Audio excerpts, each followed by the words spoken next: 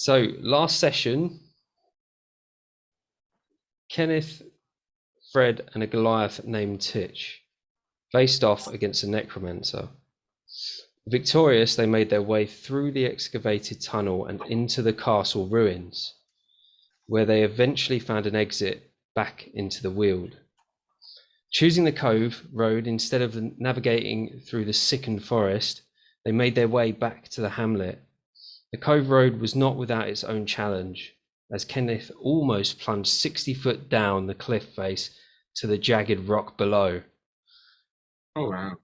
After being entranced by the sweetest song echoing from across the ocean waves. Finally, broken body and mind, the trio bed down for the night in the tavern. Oh, so going over to John now. So this is where you left off. Sure. So John, after the others became trapped within the manor ruins, you feared the worst had happened and made your way back through the Weald, evading conflict. Finally, you broke through to open ground. A foggy first light reveals the hamlet. You head into the tavern. As you push open the door and step inside, an earth Ganese. Is it Ganese? I can never say it. An earth Ganassi sitting, having a morning beverage with a halfling. Sort of, it looks quite magical actually. Sitting next to him. Halfling sorcerer. Yeah, and they both, as you step in, they both look up. And in that moment, the wall to the back of the room explodes. And this is where we roll for initiative. Bloody hell. Talk about starting strong. Drama. Roll for initiative. So, you want to shit? Give us a dexterity save from you three, excluding Kenneth. So, initiative and a dex save. So dex save. You're asking so much. So do the dex save first. 21. 21. 16 plus 5. 21 as well, yeah, with me. 11. So the 11 fails. So as this wall explodes, two of you just manage to shield yourself and gain a good position, and you hold your ground and you're not knocked over. However, one of you, the Ganese, I can't remember what it is. Ganassi falls on his ass. The gravel one, the earth one, and then we roll for initiative. So. Kenneth, you can roll for initiative as well. Yeah. So, Kenneth, what did you get? I got a 10, but a -3, so that puts me to 7. 7. I still love that concept of your character. John? I've got 11, and that's +2, so it's 13. Gravel? 18 plus 0. And I've just written you down as Steph here. Just didn't give me the name. Bo. Is it Bo? Bo. Bo. No. Selector. Oh. What did you get, Bo? So I got a 17 plus me +4 dex, so I got 21. Bloody hell, you're a dexy fucker, aren't you? Strong. That's right, mate. Oh man. So to start off, in fact, share that screen with you, Ray. Yep.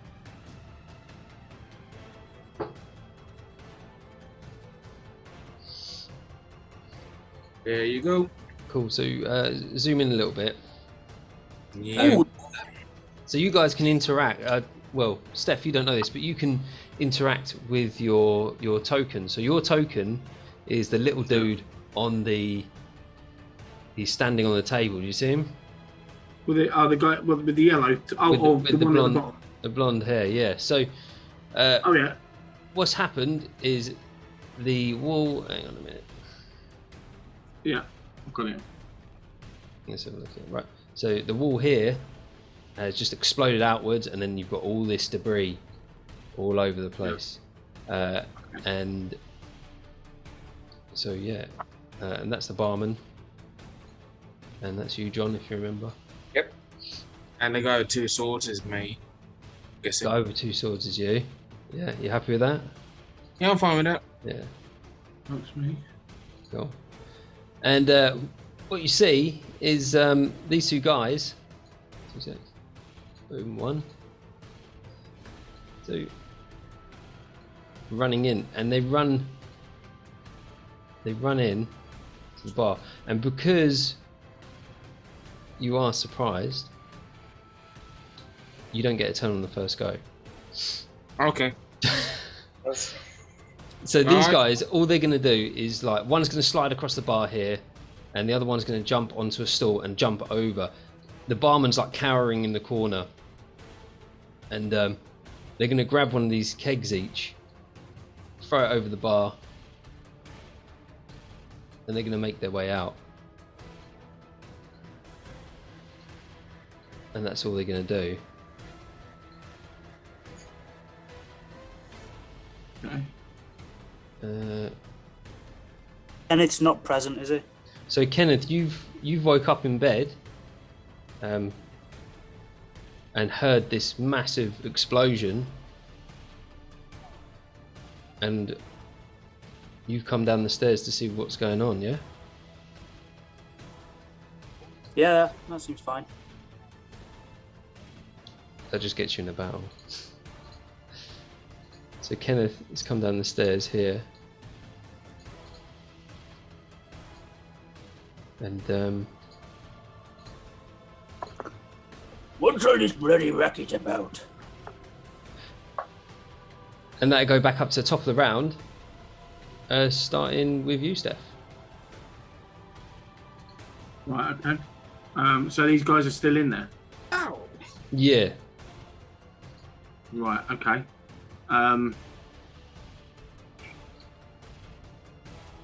Well, obviously, right, I only know Ray, so... Yeah, Gravel, you feel... I think we should stop these guys, what do you say? I think we should, or we're not going to have any more drinks. Right, not having this. Hold on a second then. Right. Go play me, governor! I'm going to move... I'm going to jump off that table, and I'm going to climb up on this table. Yeah. And I am going to... Oh, where are we? Right. I am going to...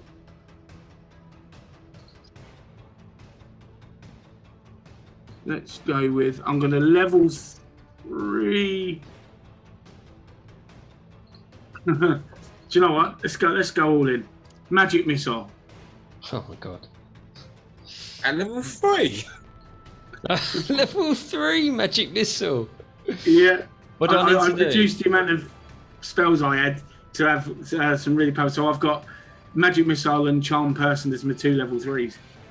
So that's 5 darts. That I've got, yeah, and then I've got level 3 melts minute meteors and level 3 tongues, and I've literally only got level 2 dark vision, and that's it. I've got level 1 and level 2 of those other 2 that I said.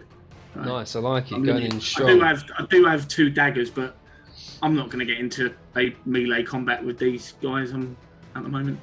So, right, yeah. So, 18 to hit. Which one are you going for? I'll go for the one directly in front. So I'd be the guy with the one with the brown hair. 18 hits. No, magic missile automatically hits. Oh, it's magic You just missile. need- Yes, it does. Okay. Yes, it does. So you just roll that damage 5 times. Cool. And you can go for multiple targets, isn't that right? Right. You can pick your targets, but if you want to, you have to go pick. It's up to the DM if they want to go do concentration or dexterity to see if he can control it. Oh, okay. Well, it's up to you, Stefan. DM. What you choose to do. If you want to like fire them all on one target or split them, but then you'd have to make some sort of check. I'll tell you what. Let's go with. Right, so there's 3 guns. Okay, Dark deals 1+1 force damage to its target. No, let's fire them all at that one guy. Cool. What, the red head or the white head? The dark haired one. I don't want to ruin the fun for everyone else, so everyone else will try. Oh bloody hell! I've got my dots mixed up. Which one am I rolling? The damage? What did it say for the damage? 1d4 plus 1. So Okay. you're doing that 5 times. So 5 d4s and then add the plus. Is it +1 at the end? Plus of... 1, it says. Yeah, plus 1 Yeah. on each. On each? Okay. Yeah. Okay. Yeah, on each one. Right, so 5, yeah? Yeah, 5. So roll a d4 and then add 1 to whatever the roll comes up as. Okay. So that'll be 3. Yeah. With the plus, is that with the +1? Yeah. That's with the plus 1, yeah, I've got 2. Okay. So And then, so just do that 4 more times.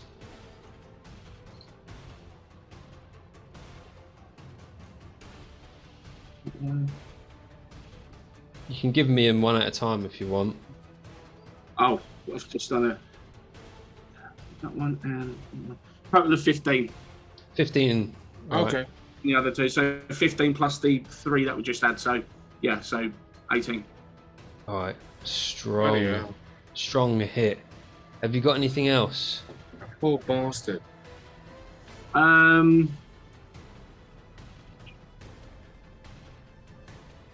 mean, I could lunge at him and take him out with my dagger, with me 2 daggers, but Any bonus actions or anything? let Because me that check my spell's bonus obviously action. your action. Yeah, bonus actions, convert sorcery points, and actions in combat 2 weapon fighting. So I can, yeah, I mean, I can lunge at him with me 2 daggers and try and finish him off. So With what? What are you using to do that? 2 daggers. I've got 2 small daggers in my hand. What allows you to do that? Bonus action. What, 2 weapon fighting? Yeah. No. So 2 weapon fighting is one of your actions, right? Right.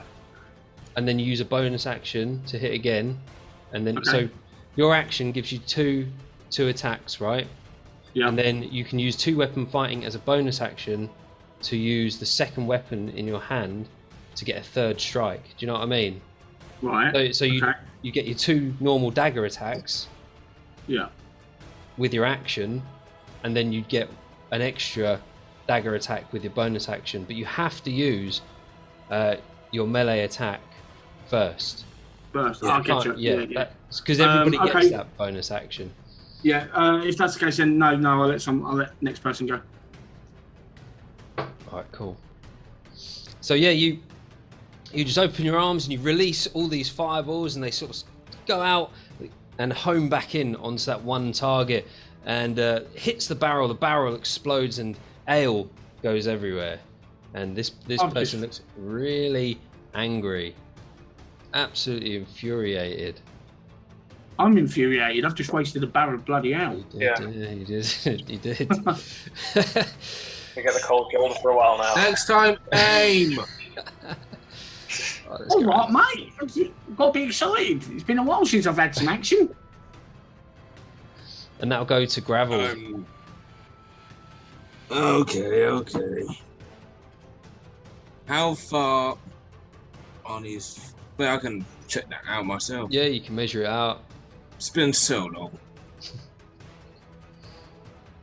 Cool. So another thing with this, Steph, if you want to use any sort of, if you want to measure how far you can get with your player, on the right hand side, you've got like a measure. It's called a measure tool. It's like a triangle. Okay. If you click that and then click it on your character and drag it, it will give you like distance. Oh, sweet. Okay. Yeah. Lovely. Nice one. Yeah, I see it. Okie dokie. It's gonna be great. Then move. There's one.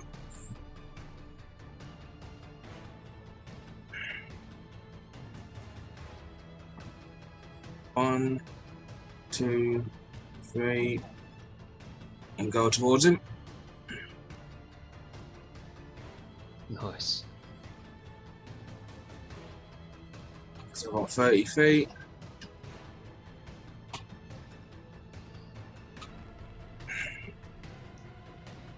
And gonna go swing with my quarterstaff.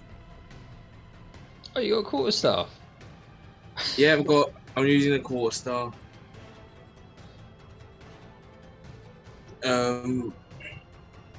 Eh.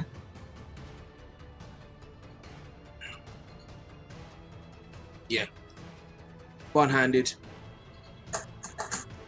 Yeah. Is that a nat? No way. Is it? Yeah, it's a nat 20. Oh man. Wait. Quality. So that is 2d6 plus 4. Guy's taking a pounding.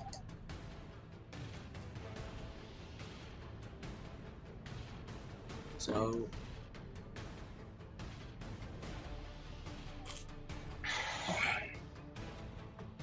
it's the only problem.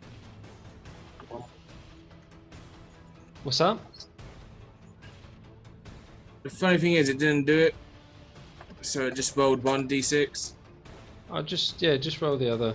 So that is 10 points of damage. Well, hey. And that's for one hit. There you go, strike again. Yep. That's correct.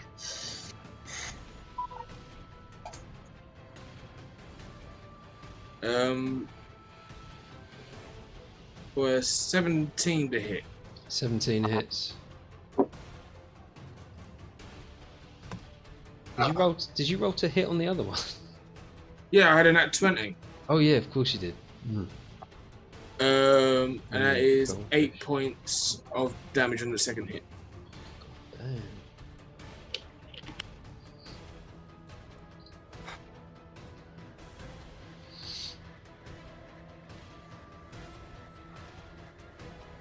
I know you're looking for something here. You're not going to get it. So you swing with your quarterstaff, spin it around a little bit, spin it around your body, smack him in the back of the ear, spin it around your body, and then smack him in the balls. Yeah, pretty much. You look up, and you actually realise it's a female. He's a what? It's a female. I'll buy dinner first. For anyone who's Yeah. watching, I do apologise for my crude. It's a cunt punt. What? I cunt punt it. Have you got anything else?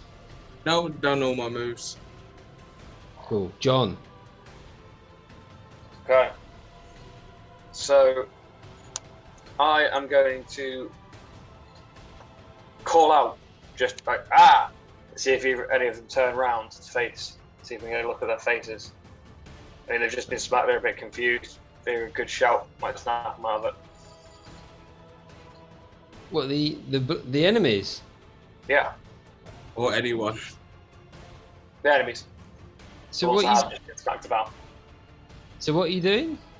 So I've got my bow with me, but Yeah. obviously these guys are trying to make an escape, smacked or not. I want to see if I can see their faces before they get out of this place.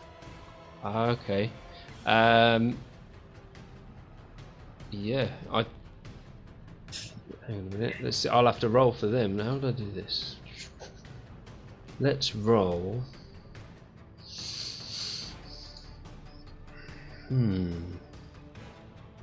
Perception. What? Right. They here. Both of them. Yeah, they both. So they both turn and they both look at you, and you're trying to determine who they are. Yeah, race, gender, like I said, before I go shooting arrows where there shouldn't be arrows. All right. Okay. So One's a female. So what? Yeah, one of them, the one that's getting pounded, looks like a female, but is really sort of rugged and built as well. The other one is just a massive, like human, just a massive human bloke. Hence, they're both humans. Are they wearing any armor that I can see? They are both wearing chainmail armor.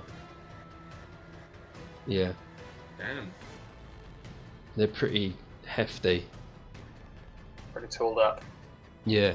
Okay. Alright, so I've got them looking at me now, yeah? Yeah, so you've used that as your action, right? So now you can use a bonus action or a special if you've got one. Does that make sense? Yeah, that's fine. Yeah. I was hoping to call out of them again, if that's doable. Hoping to what, sorry? Call out of them again. Say something. I'll give you a bonus action to do that. Okay. So you use your bonus action for this. So I've got my bow in hand, I'm going to call out, is that ale worth your lives? Ooh, persuasion. Roll me a persuasion. Mm. Okay.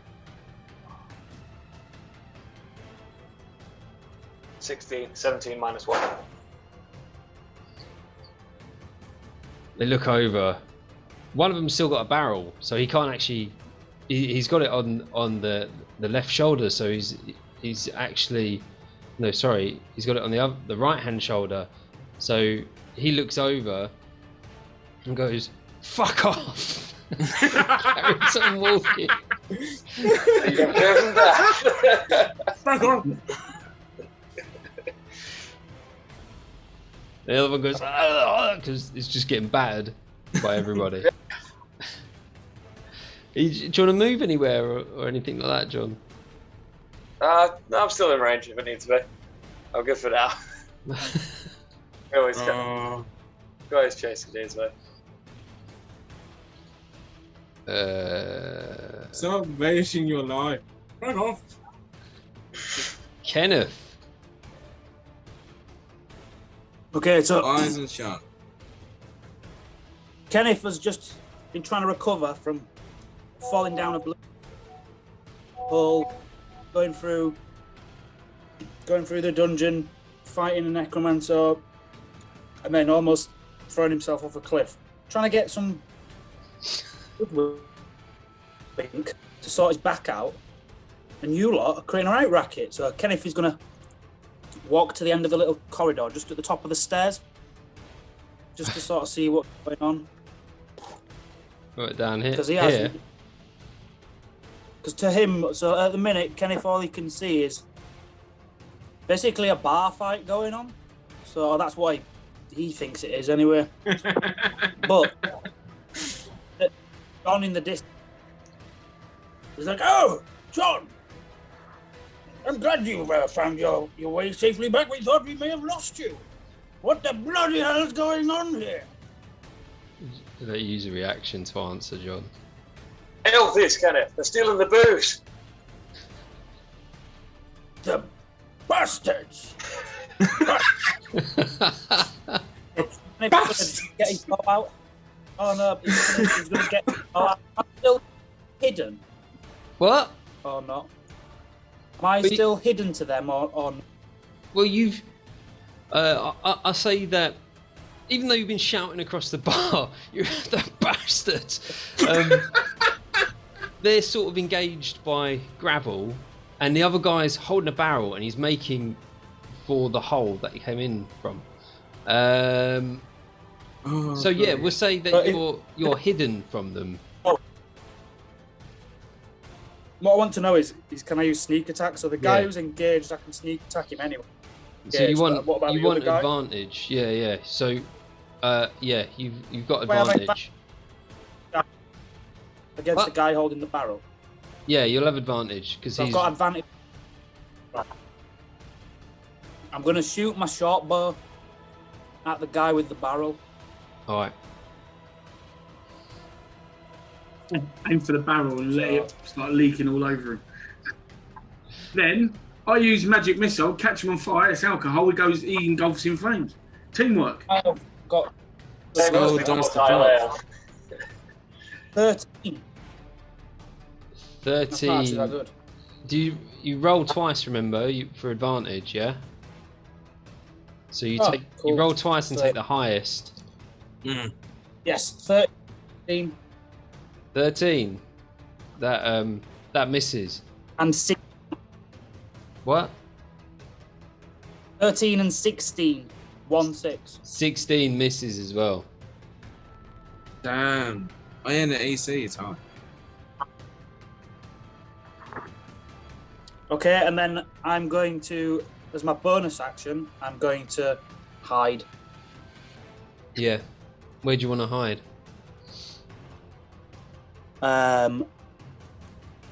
Just, I don't know. Where is there anywhere to hide? I guess I'll move a bit further back to one of the bar tables. Yeah, what, like so down here? I suppose it's a little bit hard for you to see on your phone, isn't it?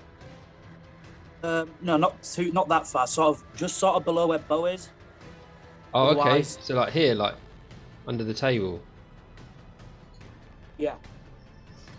Okay, I'm gonna you're right. hide under the table. Yeah, you're there. I'll hide you. Look there. You're currently under You're that hiding table. so well. And on that note, I will end my turn. All right. Let's have a look here then. So. Right, so this one that's getting absolutely pummeled Back. is going to turn to Gravel and be like, you smashed me booze! Now we know what happened to Bob's wife. I smashed your face. Different. And she's going to take her axe and she's going to try and swing for you. Okay. For a 22 to hit. Yeah, no bloody hits. That is my cursed dice as well. I'm really sorry. As they didn't try. Bullshit.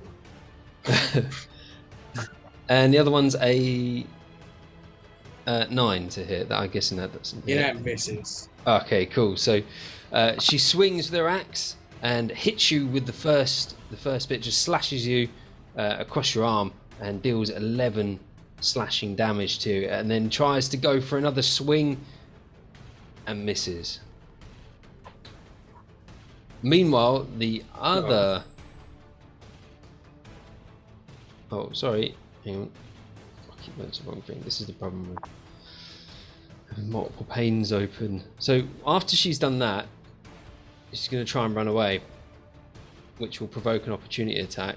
And let me just measure the distance, how far she can get. Alright, cool. So she's... Yeah, she's going to run, but you can get an opportunity attack. Yeah. I'm gonna...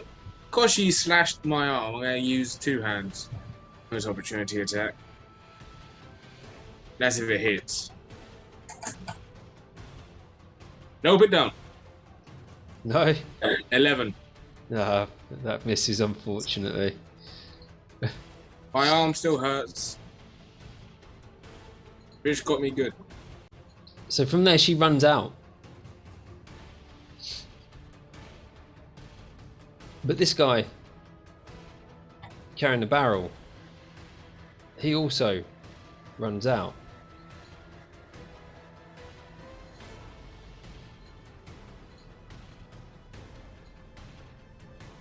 And that's all they're going to do. And that will go to...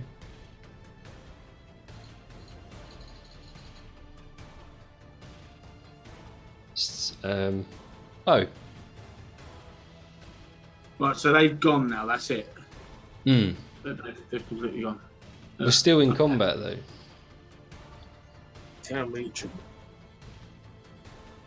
Right, okay. Who are we in combat with now then? Well, just because they run out the room doesn't mean you're not in com. Oh, bloody hell, you expect me to chase after the bastards? No. I want a beer. Yeah, you can leave them if you want. Uh, It's up to you. Here, Gravel, you say what you say? We go after them.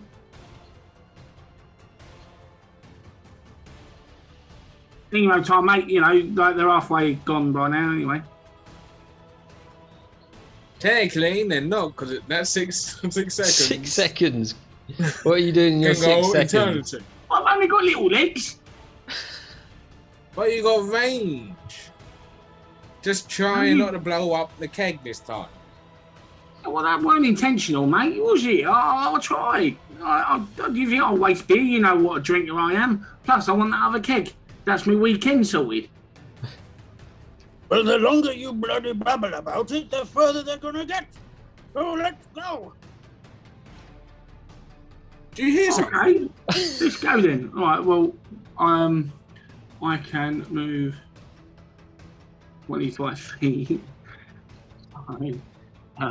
You can get to the hole in the wall, or just outside almost. Yeah. Okay.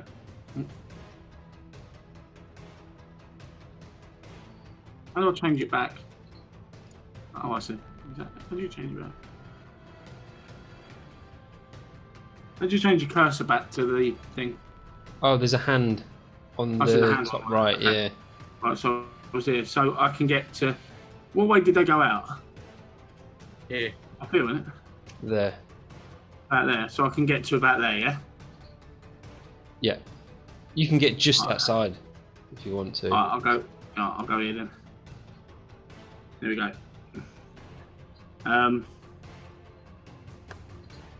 Can't see him anywhere. Oh, no. Oh, fucking hell! Hello? You'll give yourself an heart attack. Right, is he you? Right. Now, I'm terribly sorry about this. But I am going to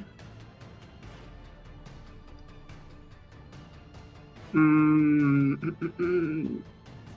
going to charm the big bloke. Okay. No.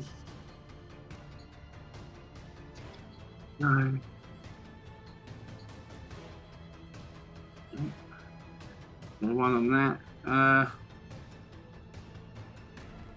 Right. The charm is when you flash a spot, you can. So you need to do a wisdom saving throw, please. Yep. And do so with advantage. If you or your companions are fighting it, if it fails the saving throw, it is charmed by me until the spell ends, or until me or my companion do anything harmful to it. The charmed regards me as a friendly acquaintance. When the spell ends, he will know it was charmed by me. Yep. Got it. Yep. So, wisdom, yeah? Wisdom saving throw, please. Yeah, with advantage. With advantage. I got a 15 with advantage. 15. Are you charming both of them? Or is it just one target? Depends on what level. What level? I can. Well, it says here I can actually do both. So yeah, I'll charm them both then. Alright. Take you. Okay. And a 16 for the other one. What was the first one? 15. Yeah, I failed on both. Sorry about that. That's all right. Oh, yeah. I'm actually using my cursed dice as well. I don't believe you. Remember, your curse is gone. Oh Yeah, that curse on them dice is gone, mate. It just no. I'll end my turn. I'm going to need some backup out here. All right. Okay. There goes the gravel. How big is the hole? Is Bell blocking the hole, or am I able to get through? And You can push out. Yeah, there's enough room for you to push between Bo and the others. if you want.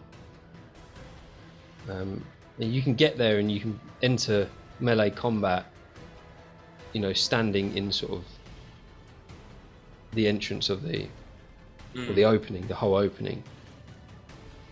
I'm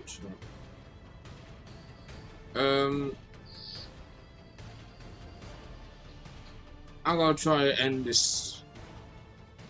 The one that tried to cut me. If I can reach her. Yeah, sure.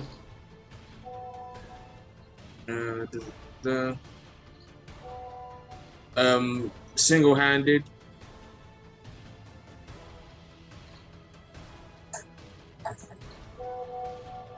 For a 21 to hit. 21 definitely hits. Yep, so that's 1d6. 9 points of damage.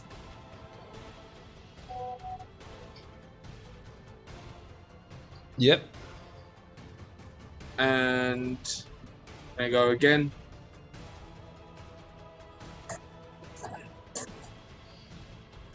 For 22 points of damage. I mean, not 22 points of damage, but 22 to hit, sorry. 22 definitely hits, yep.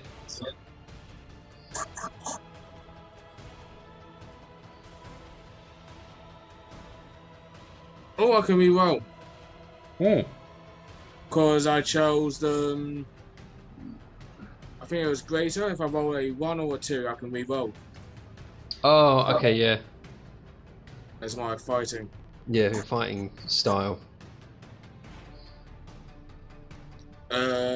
Shit.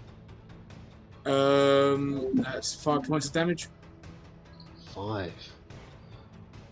I got 2, and then I got a 1. Oh.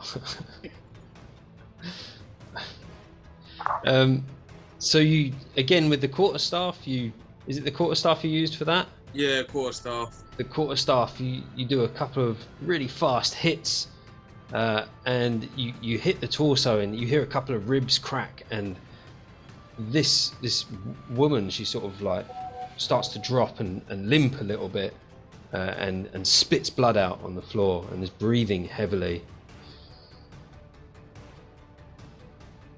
Yeah. Is that you? Yeah. I'm gonna go see if I have any bonus. Nope. No bonus. I do, just not. Okay. Yes, at the moment. John. Okay, so I'm gonna try and move close to the action as I can now. So what is my how far can I get across this bar? Let me check my character sheet now. So, I mean, really, I should say this is difficult terrain, but I think I'll just be taking the... And not for me. Not for you, no. Earth Genasies, if it's rock-based, It is. ain't classed as terrain for me. I'm not going to say it's difficult terrain anyway, because it just doesn't... It's only a few bits of debris. And you should be able to just step over that. Sure. So my walking speed is 30 feet. So let me just measure out. Oh God, that's not the ruler.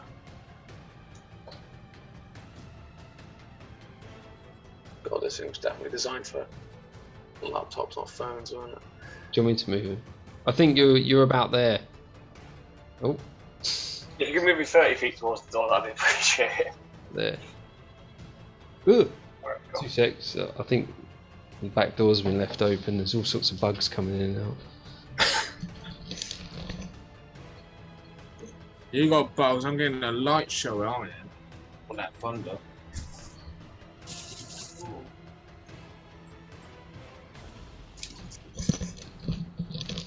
Daddy Longlegs in here now. Yeah, sorry, carry on. So yeah, it's just to get as close as I can. Obviously, these guys are in the doorway at the moment, dealing with the rabble. So I'm not going to be flying any arrows through them or anything. So I'll just get as close as I can. I know my turn now. All right.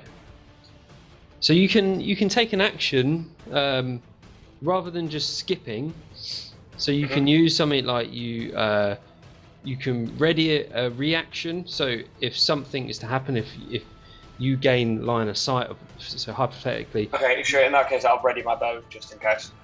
Yeah. So if you see and you've got to say like what you want to do if a certain situation. Right. I ready my bow for a shot of opportunity.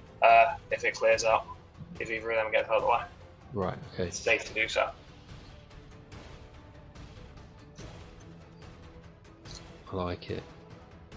Just don't fancy putting an arrow through the back of their heads. So Ray, I've noticed on the feed, you haven't zoomed out. Oh, Because when Bo stepped outside, I made something else visible. Oh dear. oh shit. Oh shit. Oh, that would have been some fun. And I got closer. Great there. Okay, that explains a lot why we got a giant hole in the. Kenneth, is there room under your table? So you hear them go, mumbling as soon as each one you hear, and this thing's gonna blow. And as it does, in that split second, I'm gonna need you to give me a dexterity saving throw. That was both my fault for not zooming out. For Bo and for Gravel and the other two bandits. The other two bandits are going to have to do a dexterity saving throw as well, because it's aimed right at them as well. Well, I think I'm being a bit harsh here. Cool. Let me know when you want to know. Well, Got 12. you got 12. Yeah, I What got did you 12. get? All right, 19 plus me plus 4 dexterity thing, 23. Okay, so you take half of this, Bo, and Gravel, you're going to take the full lot. Yeah, that's fine. 66. Yep. Mate, Yeah. I'm an earth genasi. I am not dexterous. I'm a walking boulder. You are as dexterous as a rock. 56, so Gravel's dead then.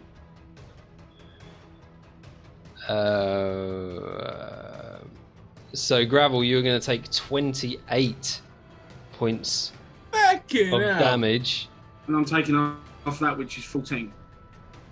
and you were taking 14 points of damage. Fuck. And it requires all three of those individuals to maneuver that cannon and operate it. So, and the other two guys, in fact, the woman. Hang on, let me just update that. She, with that explosion, the force of it just blows her away, and she just drops to the floor, dead. I bloody hope so. I've been smacking let's not that make bitch it with a cliche. stick. She's Yeah. in pieces. She hit the floor in many pieces. Let's face it. Against the wall, yeah. Cool. And the other one took a fair bit of damage as well, and he sort of like looks around like, "What the fuck are you lot doing?" And that'll go to Kenneth. Kenneth is in his old age. His memory's pretty bad, and he's kind of forgotten the name of the bartender. Is it? What's his name? Bragg. Bragg.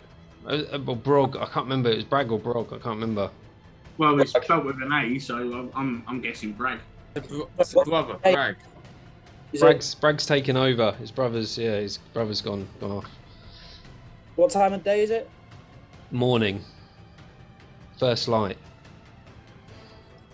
Yeah, too early for a pint. Man. So.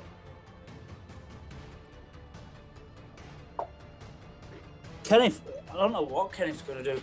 Kenneth's just going to get out from under the table and say, as John's striding past him, he's just going to say, "Make sure you get some compensation for the poor barkeep here." And he's going to head over to the bar and just ask him what's going on. So you're coming out of hiding? Yeah, he's going to go over to the barman.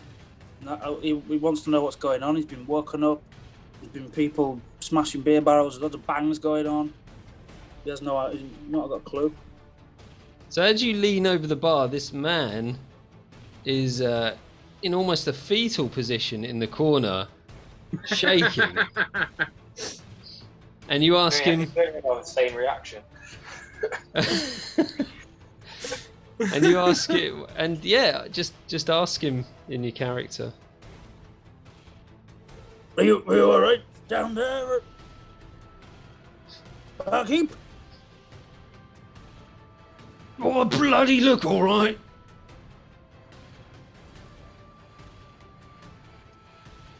Sorry, I missed that. Do I bloody look all right? Well, get a grip of yourself. Stand up and pour me an ale. You're gonna have to do a persuasion on that one. Oh, that's brilliant. Shut the fuck up and get me my beer. Right, young man. There's one thing that you're here for in this world, and that's being a barkeep. So let those go have a scuffle, and you pour me a bloody beer, will you? Roll a persuasion for me. Oh, yes, I will, with my +9. So I got a 19. He looks at you, you're like shaking on the floor. He looks at you and he goes, "Aye." Turns around and like coming out. pours this mug, and it's like going everywhere. And he like puts it down on the table and then goes back down. It puts it on the bar and then goes back down into the fetal position and starts shaking. Good man. Well, I did ask for a full ale, but I guess half will do. Yeah, Kenneth's just gonna rest his weary bones for a bit and sit down, and that's what he's gonna do for now. He's just That's gonna fine. sit and watch the action. I like to imagine Kenneth is still in slippers at this point. Yeah. Kenneth's far too tired for this shit. So for now, I'm gonna sit and have a hair of the dog. So that's gonna end Kenneth's turn. Okay. And so that will go to the other bloke with a barrel. And he's gonna go, "Oh, fuck this!" And who's he gonna go for? He's gonna go for the little one. Oh. And he's got his mace in his hand. And so he's going to take 2 swings with his mace at Bo. Oh. Oh, nat 1 for the first one. So he swings and he actually hits himself. You actually gonna go do that?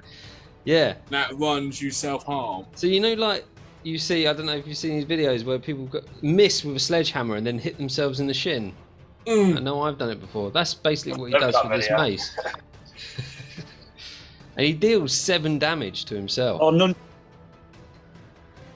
Oh, we're actually doing this, okay. And so he goes for a second swing after that. Oh my god. And he gets another nat 1. He hits himself in the other shin. And just because he Baby.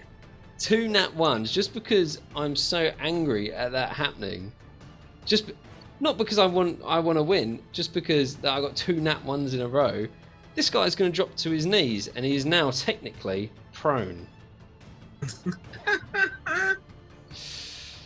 And yeah, he takes another 7 damage to the other shin. And then now I'll go back to the top with Bo.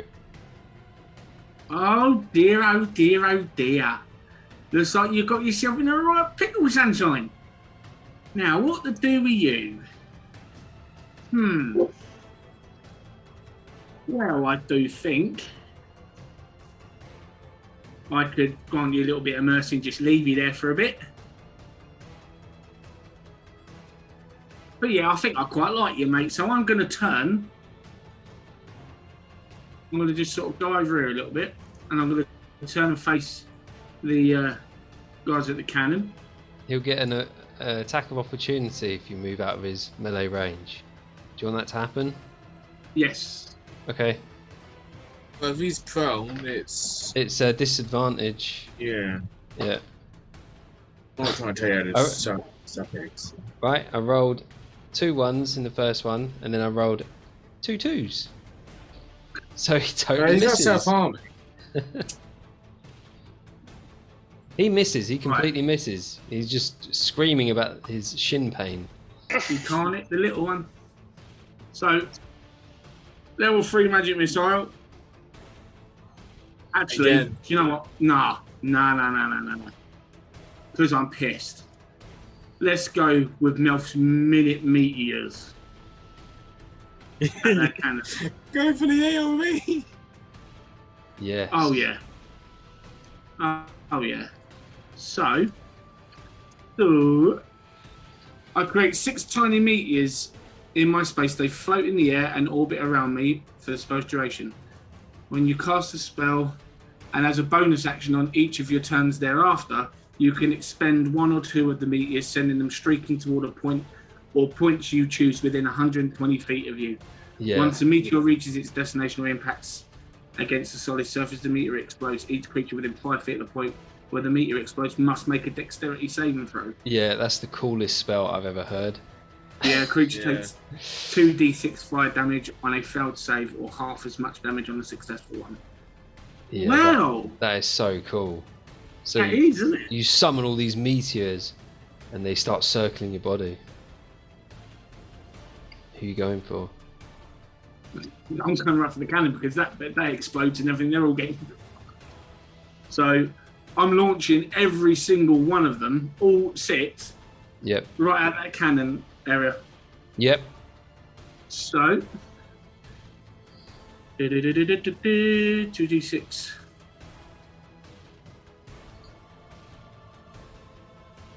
Right. So we are on a 2d6 per meteor.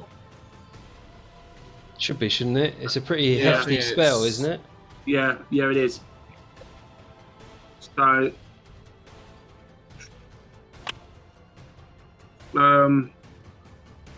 first one is a 4. Yep. Yep. Next one's a 7. Yep. 11. Yeah. We have a 6. Yep. And we have another 7. This is damage, isn't it? Yeah. This is this is the damage each of those are dealing. Yeah. So the cannon, because it's not a creature, it automatically fails the save, so it'll take the full damage. Is that right? Yep. Is that how it works? Yeah. So with that cannon taking the full damage, if you're finished, what happens is that cannon, it's sort of like a wheel falls off. Some of the framework starts to crack, and it splits, catches fire, and the cannon barrel itself, you just hear the big gongy sort of noise of it hitting the ground. Destroyed. But it's still lit. It's there is a small fire on the remains of the cannon. Okay, so it's not got like a cannonball. It's like gonna go premature. It's collapsed, so the framework's collapsed, and it's like the barrel is just on the floor. So he's destroyed that cannon. So it's just now the 3 guys left. But Yeah. have they done a deck save? 3 guys, because it's 5. Oh yeah, sorry, it's in AOE, right. Yeah, but they're in the radius of it, aren't they? Yeah, it's sure, 5 feet sure, radius. sure. So, yeah, well pointed out, Ray, actually. Yeah. Oh man, I think even if they pass, I think they're goners. They're so Yeah, they squishy. have to do 2d6 fire damage on a failed save, or half as much damage on a successful. So the first one got a 7, second one got a 12, and the third one got an 18. So The one with the 12 survives just. oh, nice. The others are gone. The others are goners. The other one was 18, so I'm guessing if the 12 passes, the 18 passes. But with all that damage, even halved, they're all instantly incinerated. Oh, there you go then. Right, now, where was I? Oh yeah, early morning point.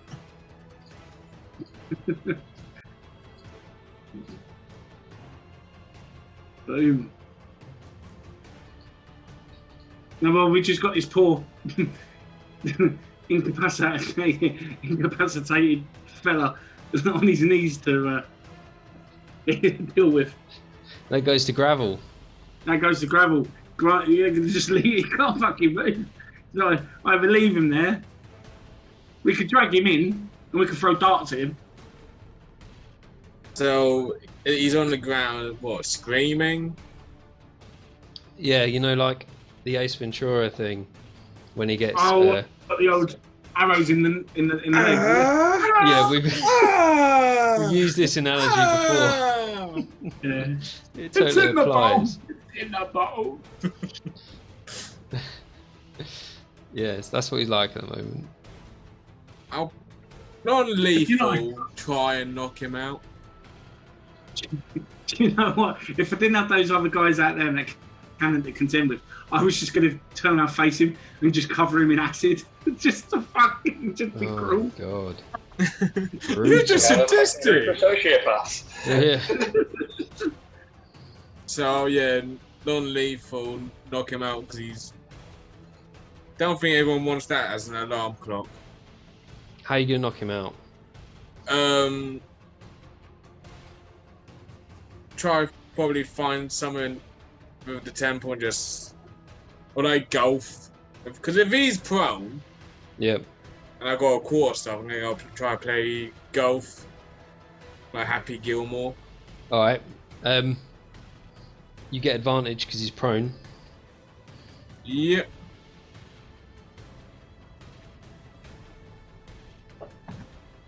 So that'll be a two-handed attack.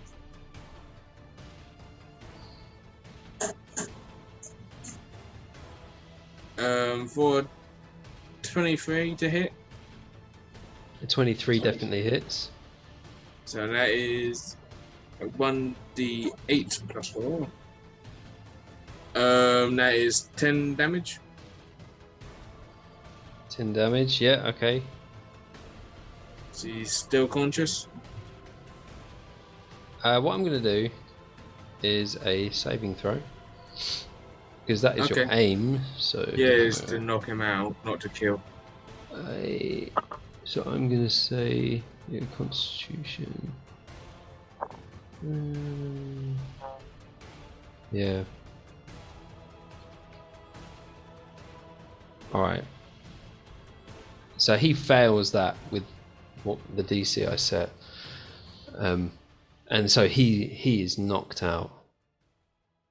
And it doesn't matter. You don't get to describe a kill, but we've got I something understand.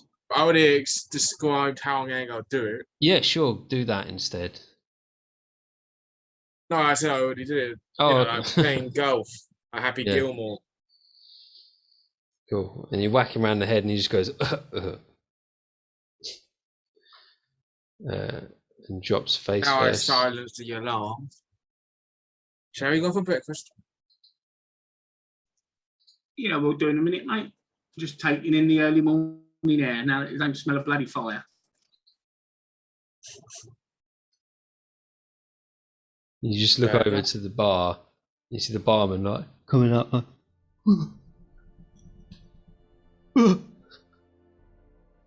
they're dead. One's knocked out. The rest are dead. Oh, fucking hell! I'm gonna have to pay for that wall now. Shit. Let's just say you can have a mirror now. You can have a window. Yeah, well, I've already got some of them. Have a look around. Yeah, boys, now get more. Life gives you a cannonball, you make a door. That's going to be a big door. That's the point. Where are those cannonballs? I could sell them. He goes round. Probably in this rubble. Yeah, he goes round. He starts searching through the rubble. As that happens, he like calls up the stairs as well. Is everyone all right? And you just hear some movement, and a couple of dwarves come down the stairs, and they're sort of wearing sort of brown overalls, and they're like, "What's been going on?" Morning. Morning.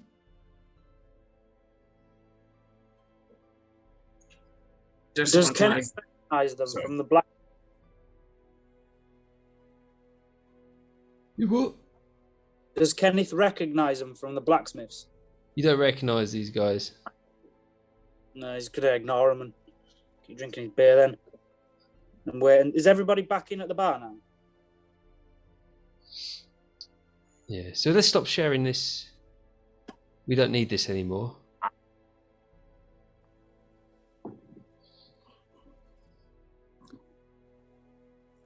So is anybody going to tell me what the bloody hell that was all about? Well, first things first. Nice to meet you. I'm Gravel. Okay. My name's Bo. My name is... Is that okay now? Carry on. Fair My enough. name's Not a Bo. friendly chap. Well, me and Bo were having a pint, and then an explosion blew up that wall. And then, yeah, that fight.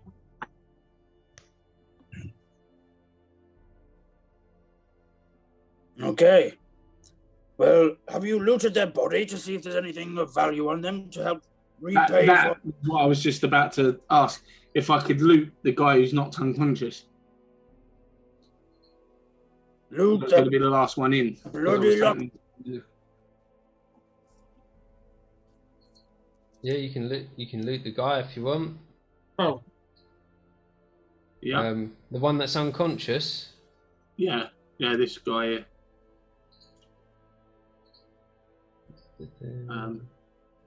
Hold on, let me share.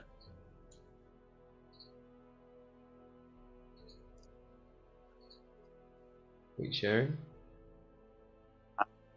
You won't? Oh, the one you knocked out, yeah? Yeah, the one that Gravel knocked out, yeah. I was going to loot Alright. him before I come back in. Yeah, cool. Yeah, just remove that. Do you want me to roll investigation or something?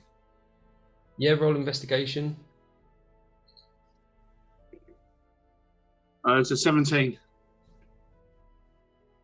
Pretty good. With a 17, as you go through the pockets, you find a couple of pieces of silver, so 2 pieces of silver. And you find A black candle. Ooh. Okay. Now I've robbed him. I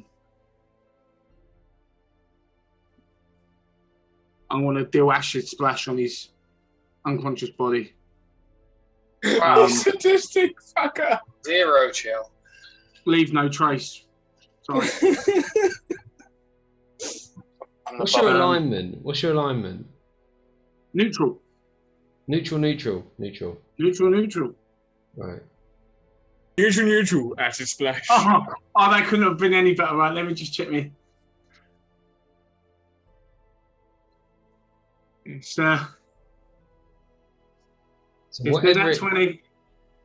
Is it? Yeah, and he automatically fails anyway because he's unconscious. Yes. Oh, but yeah, that's true. So what's the damage?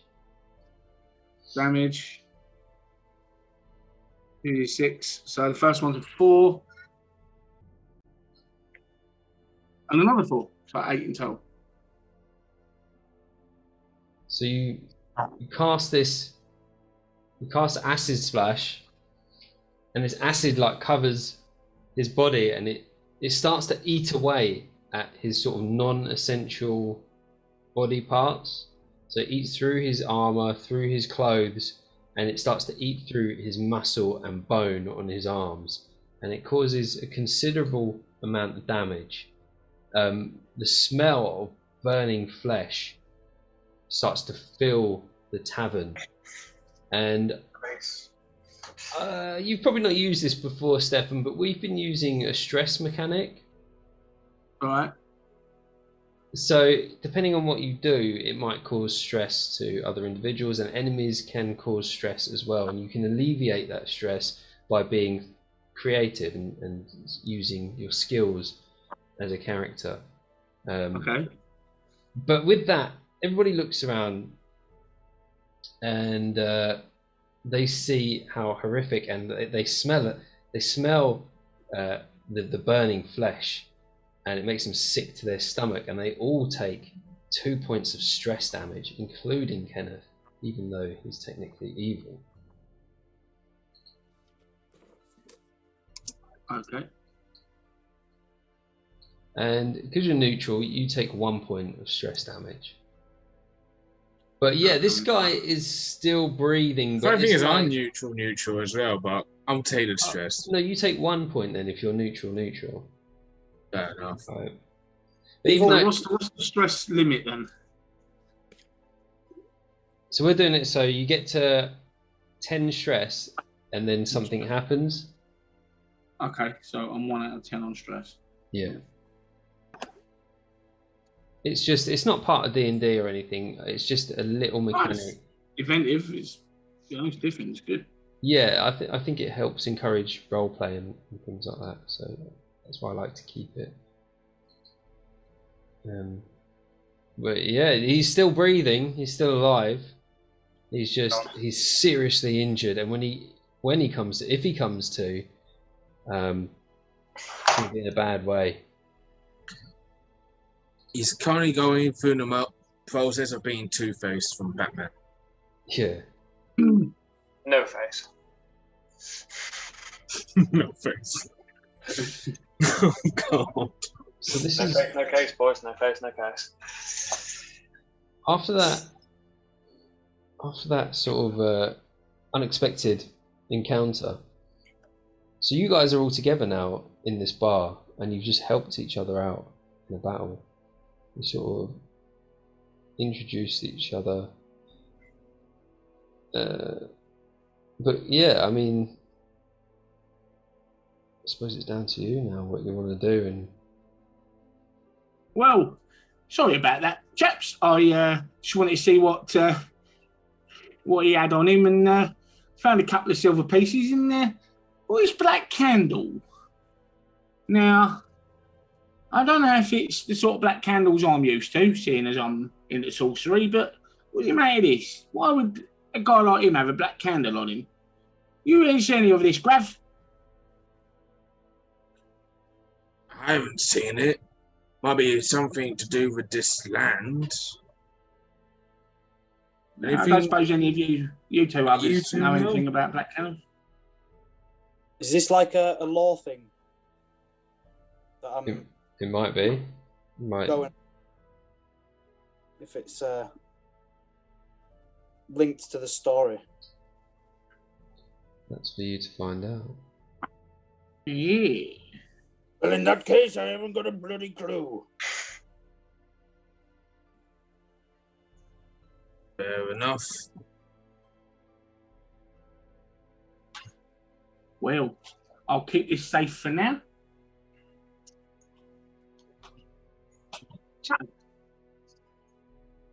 Can it turn to John? Because obviously he's not seen him since they parted ways in the Weald. Can I? John, what the bloody hell happened to you? You were meant to be standing watch and then you weren't gone. We thought something unfortunate may have happened to you, but it's good to see you in one piece anyway. So tell me, where have you been? It's hard to stand watch when you wander off into the ruins without telling me which direction you're going, Kenneth. Told you, you've got to stop wandering off. Oh, the plan was you were going to stay on watch while we entered the ruins, and when we came out of there, you were nowhere to be seen. Well, I took an educated guess, Kenneth. You were in there a while. No hard feelings. What, and you assumed I was dead? Me? Oh, you're close enough anyway. Come on. Well, it's good to see you're okay. Likewise. He was hiding all this time while we was dealing with him. Which one are you talking about? He's here with the slippers on. What do you Is he wearing slippers? the slippers? What was he going to do? Throw them at them? No need more slippers. Well, I'm not sure if you two gentlemen are sticking around, but there's some strange goings on in these parts. Yeah. Hey, Yeah. All I'd say, mind the mess as you step outside. Okay? What did you do? Me? Nothing. I told you I took the bloke's silver and this black candle. I might have tried to cover our tracks, so to speak. Thing is, the silly prick ought to be dead, but he's kind of still breathing. It's just like he's lying there. You go, Hang on. I can't understand why he's still breathing because there ain't much left of him.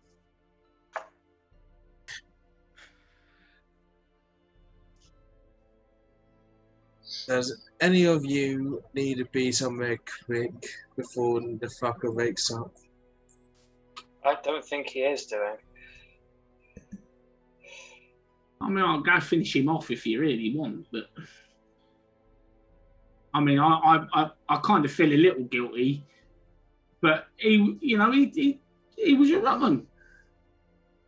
I do, maybe a mercy killing is in order. I didn't think I'd make the situation worse. I thought he was going to be done, but in terms of being done, his body is well done, but he's still alive. But we can't see anything. I knew I should have True. paid more attention in class with those spells to just see him through. Yeah. Oh well. Anyway.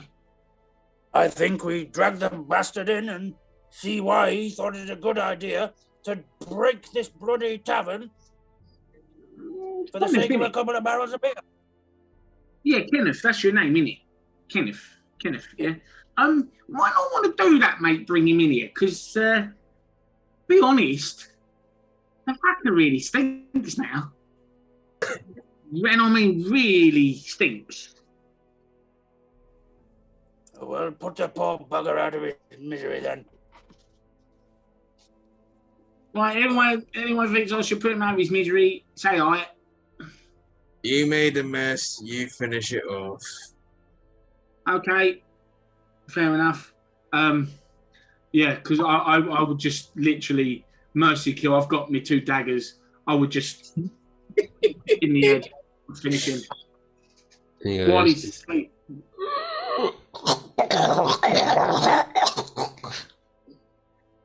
Right, you know, you really are a tough bastard, aren't you? And he goes, Oh, anyway, all that stay holy and shit, whatever they do in the chantry, the makeup and all that crap. Anyway, but we'll see you later. a couple of those dwarves that are like kicking around and looking for helping Bragg look for cannonballs, sort of like go, oh, as they see what you do, and like back off and. It's all right, he was dying. I'll just put him out of his suffering that I caused in the first acting place.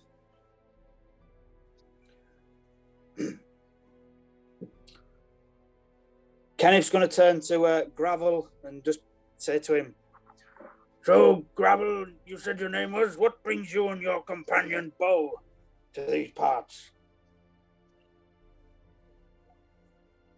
Well, the news got around that this is the place for treasure. So, we're just following the news and the rumours to see if it's true. Well, yes, that seems to be the case.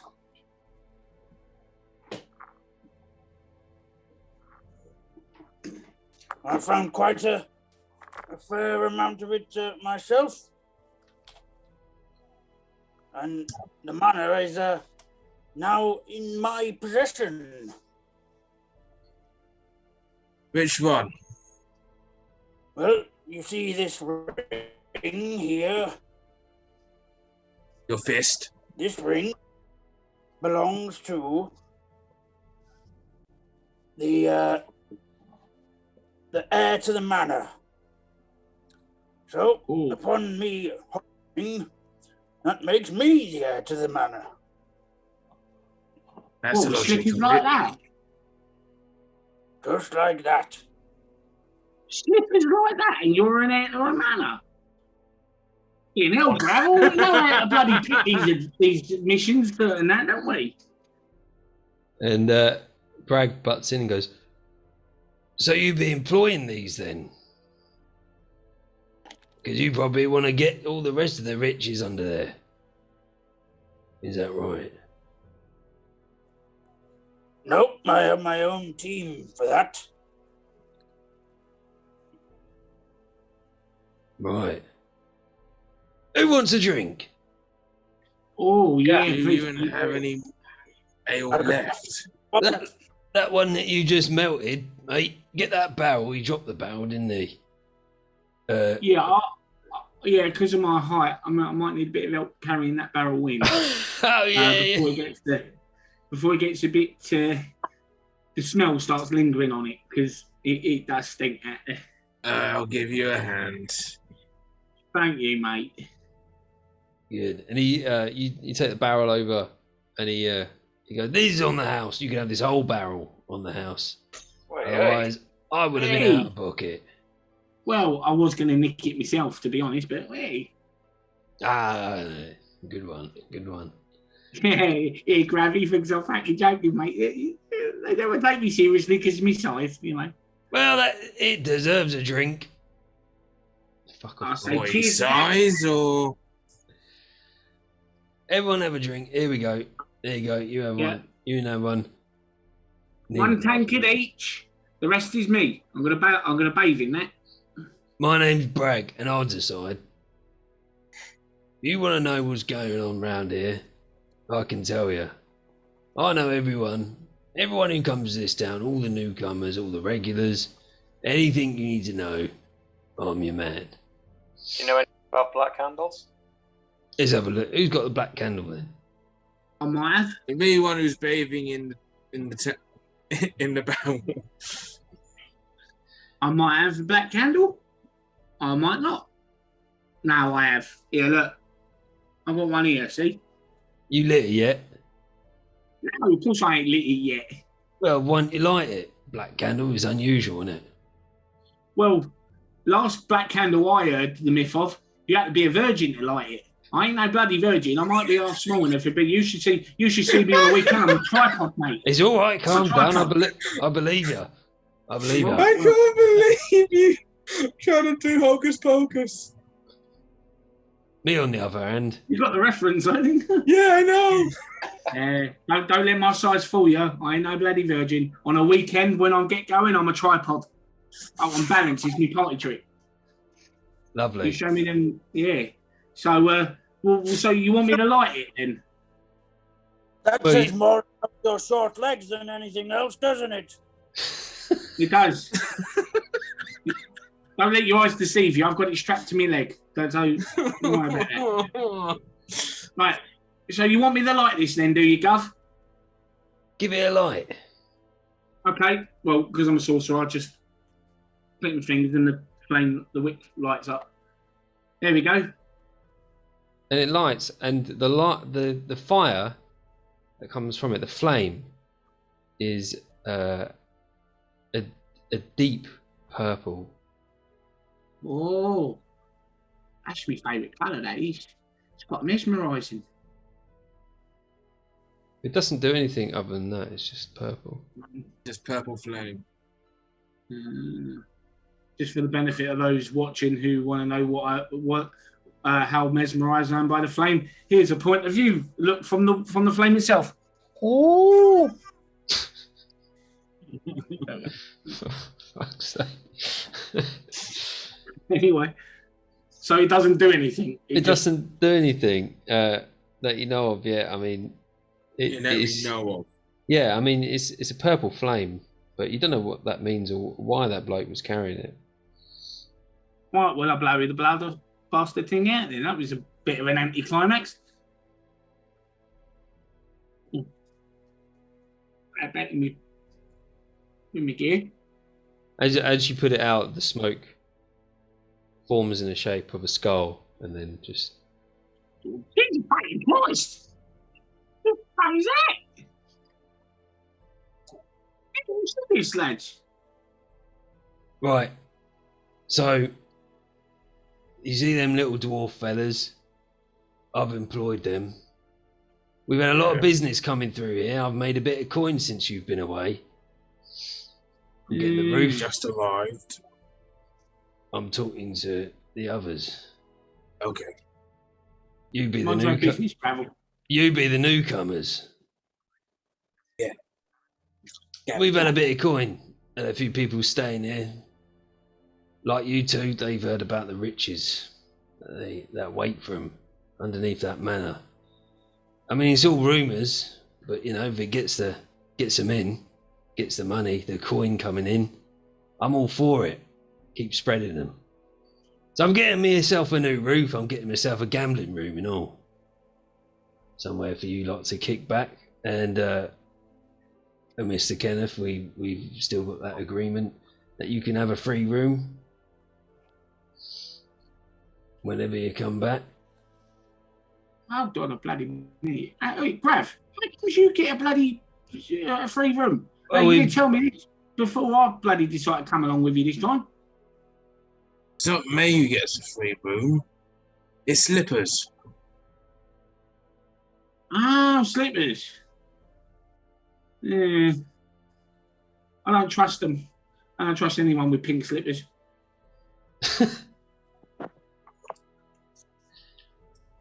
Very manly. Real men wear pink. For warriors.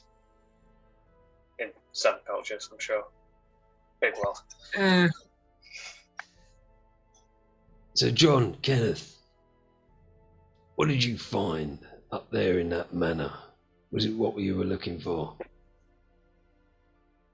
We found dark magic. That's what we found. necromancers and flesh golems and all kinds of shady things. That sounds a bit negative to me. You must have picked something up that might be worth a bit of money. I heard that the lord of the manor, when he was living there, he was gathering all sorts of artifacts, rare ancient relics from all over the land. You must have found something strange down there. Well, we found some books and the odd bits and pieces, but nothing to write home about. Another one? Another drink? I'll have another one, mate. Will you get out of that barrel? I can't. You see? Because I don't really want it. And it's quite cosy in here. Right, well, you can have a halfling brew then. No, Half? I don't have the constitution to stomach it. What are you doing, man? Yeah, Dove, just because I'm an halfling don't mean you have to start taking the piss by giving me half on the owl. I'm joking, mate. We ain't even got halves here. That's all right then. Have a full one. Yeah, it's more like it. So, what is the plan then? Are we, it'll be lunchtime bloody soon. So these dwarves are walking around, they're picking up like bits of the debris, and they look over at Bragg and go, "Do you want this done?" And Bragg's like, "Yeah, get that fixed up and all." And they get to work.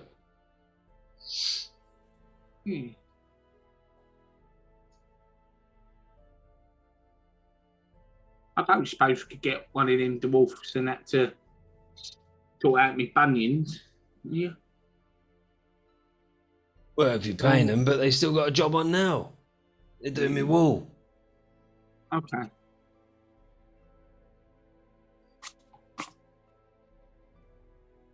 And it has a free room here. I wonder if I could swap him for two of them.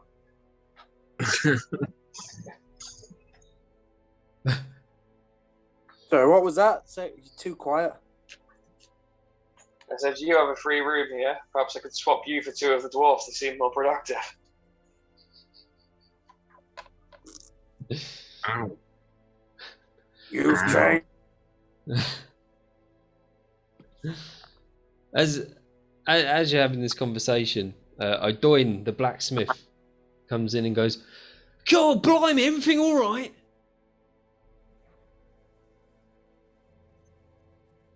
Who knows? Oh, you. Yeah.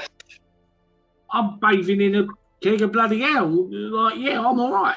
Coming here shouting your bloody mouth off like that. I nearly shat in it. Well, what happened to the old wall? I heard all this commotion. I see your wall back there is wide open. What's going on? And the question is, did you watch where you was treading as you were coming in? Depends on what entrance you walked in. Mm. Be honest, though. How's it smelling out there now? It stinks. Yeah, don't ask why. Don't pray into it. That's my advice. Sorry. How are my daggers looking? Oh yeah, they're done. They're done, mate. Excellent. I'll be over once I finish my pint then, I guess. Just for the newcomers, right? So you've Yes. arrived in this hamlet, and it's small. There's sort of the residential housing around the outskirts of it, and it's surrounded by a load of forest.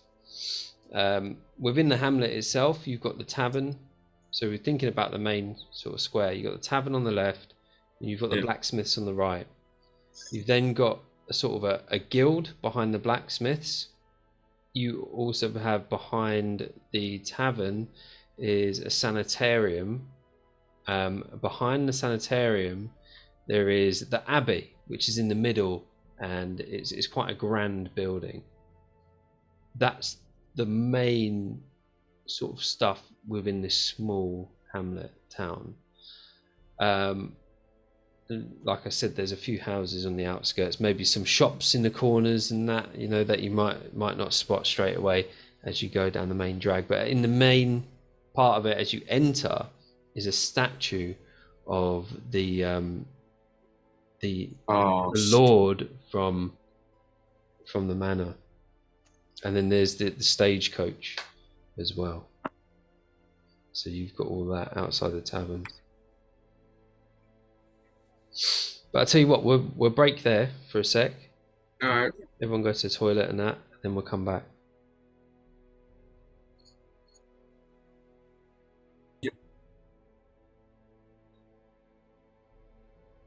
So Doyne's burst through the door, and he's asking what's going on. He's concerned. He's concerned for your safety. Us as a people or Kenneth? He's concerned for everybody's safety. And what you can see is a dwarven man, sort of a middle-aged dwarf, in sort of blacksmith clothing, like coveralls.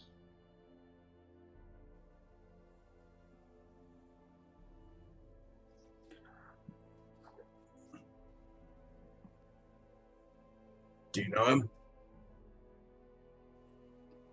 He's the blacksmith. He's might be able to enhance some of your weapons. I suppose I better get out of this barrel then, ain't I? Oh. That's right. And you two, you're new here, ain't you? Yes. Yeah, we are. What are you doing No need to here? say it like that. Well, I don't understand what you're doing here then. You know, we're in the middle of nowhere. What have Yeah, you but come here rumours for? spread fast about That's right. somewhat they do. riches here. That's right. And we want some of them riches. Well, you ain't gonna get none here. Well, that's not really down to you to say, mate. Well, you're right. I suppose I'm just a blacksmith. Yes. I appreciate any kind of help you can give us, but our business is our business, and what we're going to do is what we're going to do. All right, mate. Bragg, you all right, mate? All right.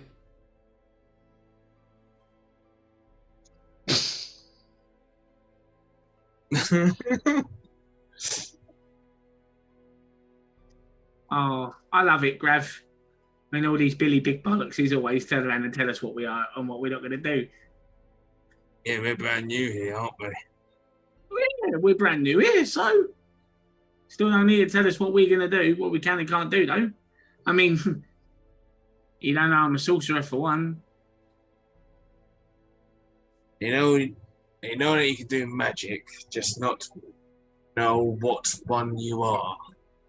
I'll give you that one. Yeah. Um, Well, go on, mate. I was just saying, we'll see how this pans out. Otherwise, he might find himself with some missiles up his arse. Or I might spray some acid splash all over his todger. Let's try keep on a good side. I'm for trying now. to behave myself. I am. Let's see what he's got to say. Go on, then. Yeah, go on, then, Skip. What are you saying, then, Blacksmith? I just wanted to see if you're all right. Well, I was sitting here bathing in a barrel of ale whilst drinking pints of ale. It's what I call heaven. And then you come in here shouting. I nearly shat in my barrel, which would have really ruined all the ale. And then you is telling us what we can and can't do.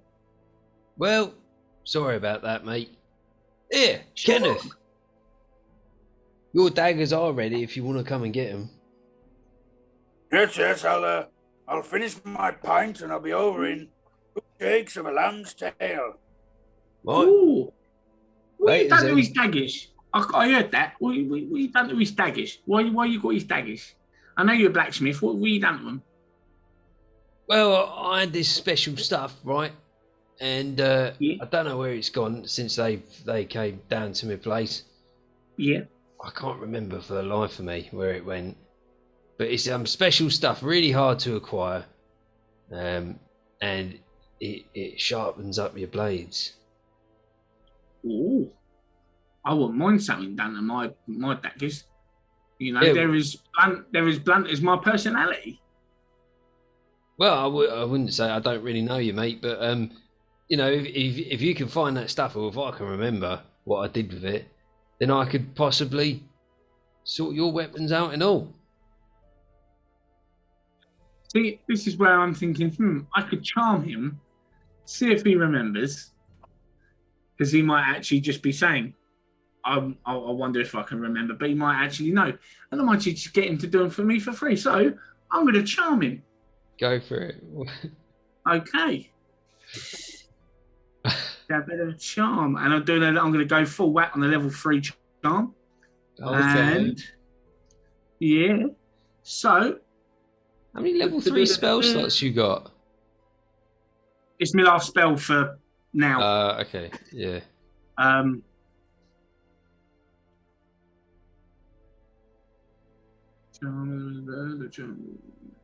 have to do a save, don't I? Wisdom saving throw, yeah. 8. Oh, you fail. I thought so, yeah.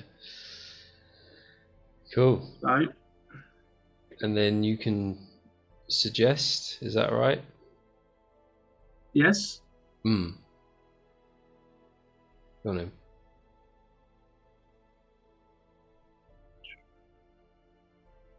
Yeah. Okay. So you're charmed. Now.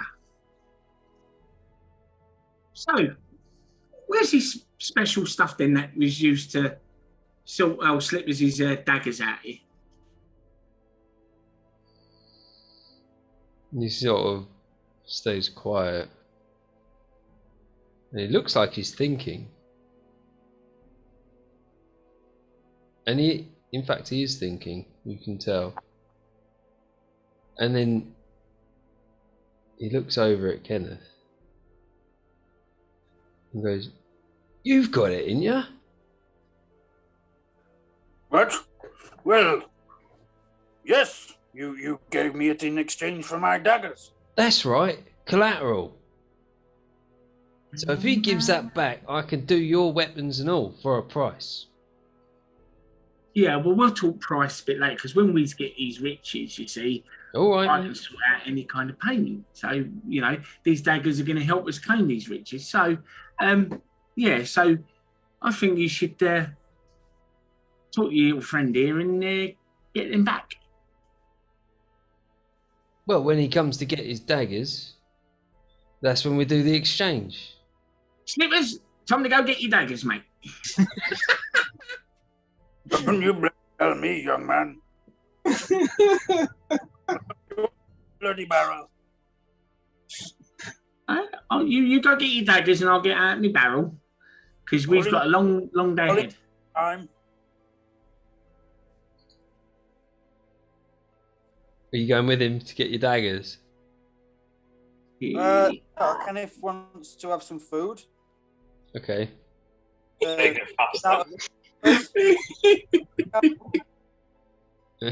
Say again. So if I don't have a spell slot, he'd be getting charmed as well. Can't charm a charmer. No chance.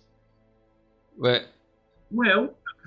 so you know that Brad can do some food. He's we can come back for food. I'm just as bloody starving as you. So Bragg will cook you. He's got some of his poor dear pig that he had to store. He's got some of that left over on the chopping board behind him, so he's going to cut you some of that off, and he's got some old mouldy bread, stale bread. He'll make you a sandwich. Silver piece. I tell you what, Bragg, if you can cook up a pot of hot water and just steam that sandwich for me so it's not so bloody hard, I'll go get my clobber on. Right. All right. Yeah, I'll go. I'll sort that out for you, mate. While Kenneth's going to take himself upstairs and get his clobber, get his gear, get all the rest of his gear and that, and then he's going to have a quick look for the dwarf. Those were. You really need to be going and get your daggers, mate. You really need to be getting them. Have a Rollerson. As you go upstairs, you see a lot more of these other dwarfs, not the particular dwarf that you're looking for, walking around, and they look like they're sort of workmen. But roll us an investigation.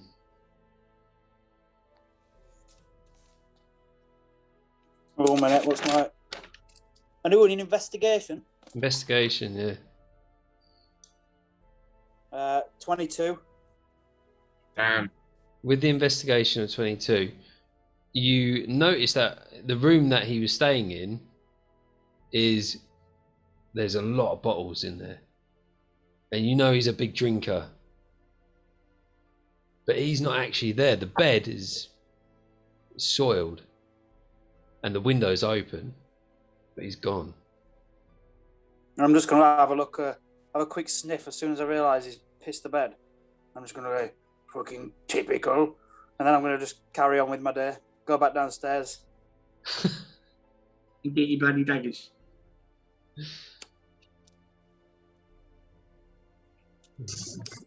Yeah. So O'Doyne's left. He's gone back over to the blacksmiths. And yeah, these dwarves are like patched up the wall now. They've done a pretty good job of it. Done it really quickly. And they go upstairs. They got some ladders and that with them, and they start working on the roof. What happened to the roof? I wanted to get a new roof. Yeah.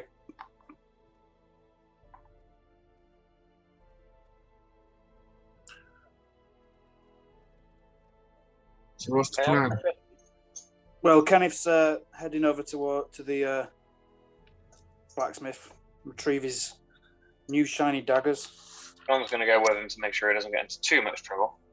And I'm going to make sure that he gives back what he had. Seems like we're all going to the blacksmith. So as you step outside, you see there's a lot of work going on. There's a lot of these dwarven people, and they're working on all the buildings within the town except for the abandoned guild, because no, it's abandoned. Even the abbey is having its roof repaired. And you walk across through the mud, and you get to O'Doyne's blacksmith. And you look in, and O'Doyne's nowhere to be seen, so it's like a half door, so the top bit's open. O'Doyne, you can't see O'Doyne in there anywhere, but you see this other dwarven bloke. Short bloke, really old, with a big white beard. Oh, God. And he turns and he goes, "You alright, mate? You alright? What can I do?" Is this Bill? You looking for O'Doyne? Or what? Yes, I am. I can't believe it. Got my daggers. It's my best mate. Right, these daggers here. And he hands you like a couple of rusty daggers, which aren't yours. No, you bloody pin-headed fool. They're not my bloody daggers, are they? Who the bloody hell are you talking to like that, eh? You bloody block-headed dimwit. All right, Right. calm Right, down. mind to stab you with the blooming things. Right. Calm down. What's your... Butcher. Never mind me. You what? They couldn't go through block of butter.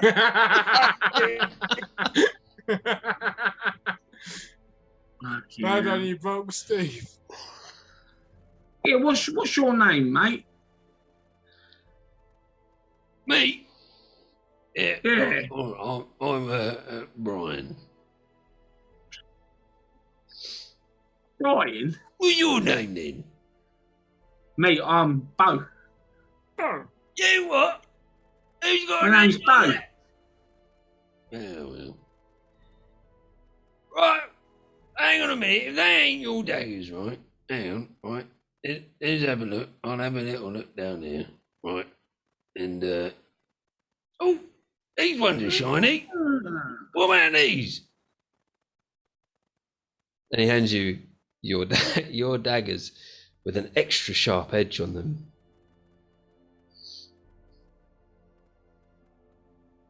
Yes. They look like ones.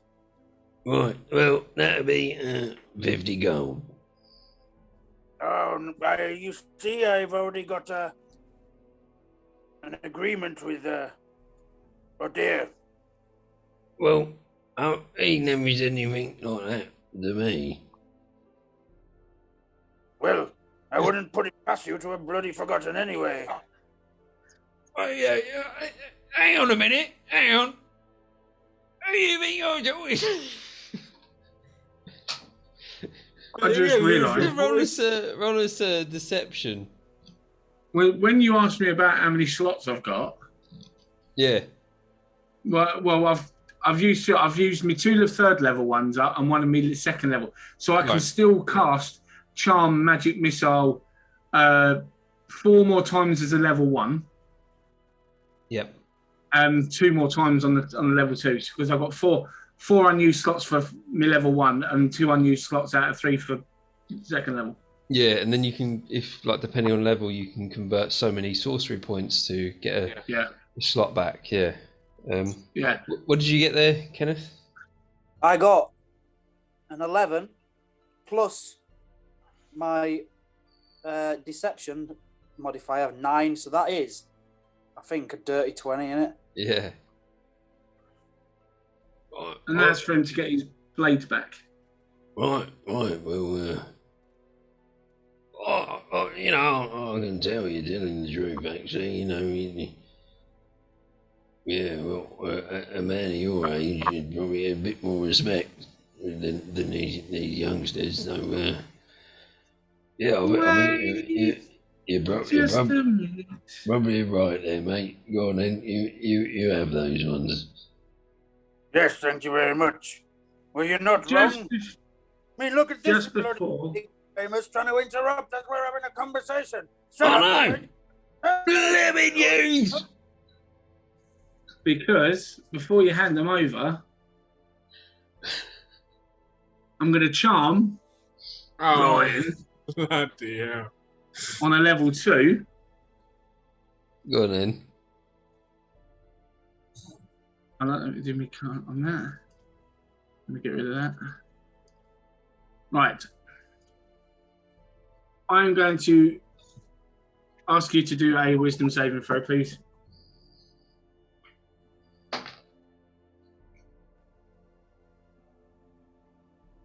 Nat 1. Okay, you are charmed. Brian, those nice shiny daggers. You just let me have a little look at them for a minute, please. Kenneth's got 'em.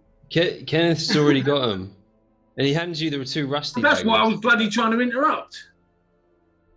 Oh, okay. So, as he's handing them to Kenneth, he manages to hand one to you. Okay. Oh no. Right, now I'll take my daggers. I'm going to hand it to Brian. Right, what you do with these right now, Brian? And the payment's already sorted. You know all this. Anyway. Yeah.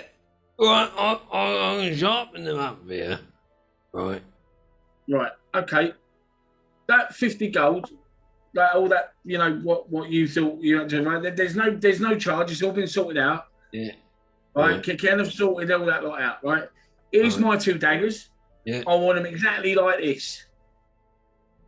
Right. If you, Well, be so good to get them done for me. I can't do that without the blooming stardust thingy bob that old Owen uses. Yeah, which Kenneth has. So Kenneth, if you want your other dagger, give him what he needs to get mine done, please, and then you can have yours. Well, Obi, hand me that dagger over and I'll go find a doin. No, it's fine. You hand over the dust that he needs to do mine. You can have your other dagger. Bearing in mind, if it really comes to it, I mean, we could see what your defense is like against some magic missiles. Oh god. That's a me. PvP.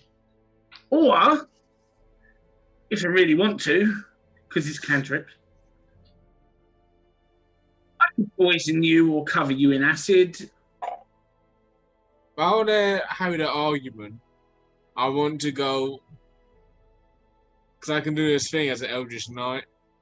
Yeah. I'm gonna go. It takes an hour, but try to bond with my weapon. Bond with your weapon? Yeah. Alright. An hour. Okay. It takes an hour, so whatever time it takes for them to sort out their somewhat deal. Yeah. I'll be trying to Sure, make a yeah. bond with my quarterstaff. Okay. So yeah, the decision's with Kenneth. Brian's charmed. I'm primed and ready. All he's got to do is hand over sufficient enough of this dust for Brian to carry out and get my daggers to be nice and sharp, be like his, all done, and he can have his other dagger back, and I can get mine done. Listen to you, cocky little shit. I've done far more for things than you in my time, I tell you that. So why don't you just give him my bloody dagger and we can get on with this, shall we? Persuasion. So okay, so that's acid splash or poison spray, which is your preference then, buddy? Right, I'm going to resolve this. I'm going to resolve this with the DM, with the powers of the DM, and I'm going to get you to resolve. Roll persuasion, Kenneth. Contested by Bo's 20.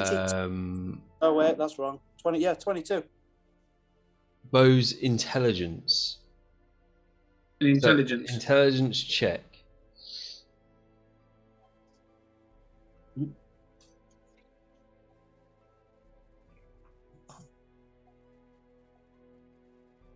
Nat 20 plus 3.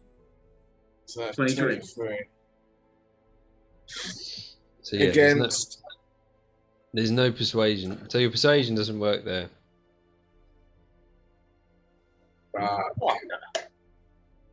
Can't kid a kidder, man. I'm going to turn to John.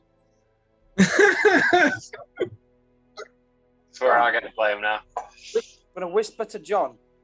You reckon we can take these? Hey, I'm not even joining in the fight. Why am I getting fucking picked on? Wait, It would have been so much easier if he just handed over the dust. He would have had his daggers by now. Obviously going to take out the little imp first. Perception from Gravel. So just bang up perception.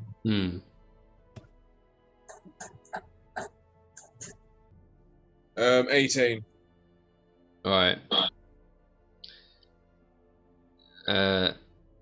Yeah. Gravel, you hear this? Maybe here's me trying to diffuse this as well. Just not getting half this conversation. So yeah, all right. John, you reply, and then Gravel, you hear what John says as well.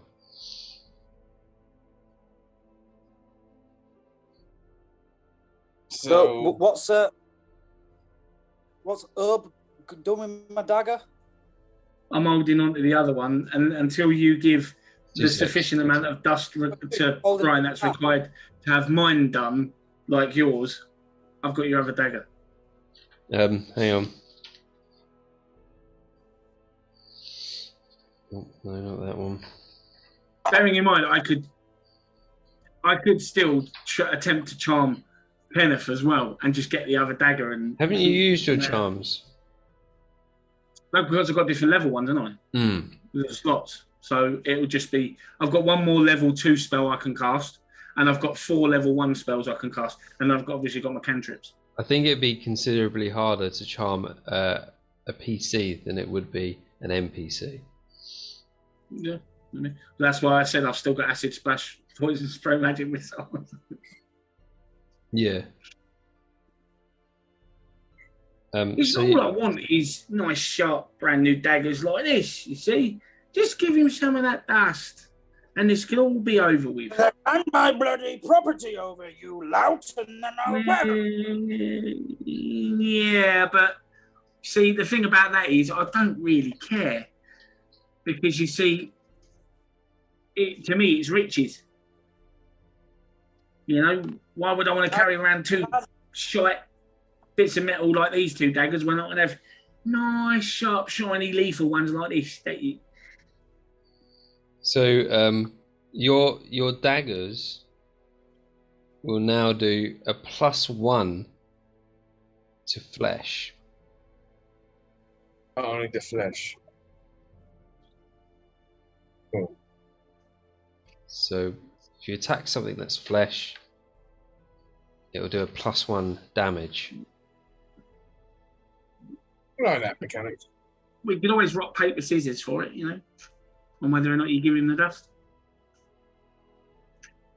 As he's waffling, Kenneth's going to try and do a sleight of hand to snatch the dagger. All right. Fair enough. I would strongly advise not to get involved. I would really advise not to get involved. Well, That is a 15. And I'm going to contest that with Bo's perception. Perception.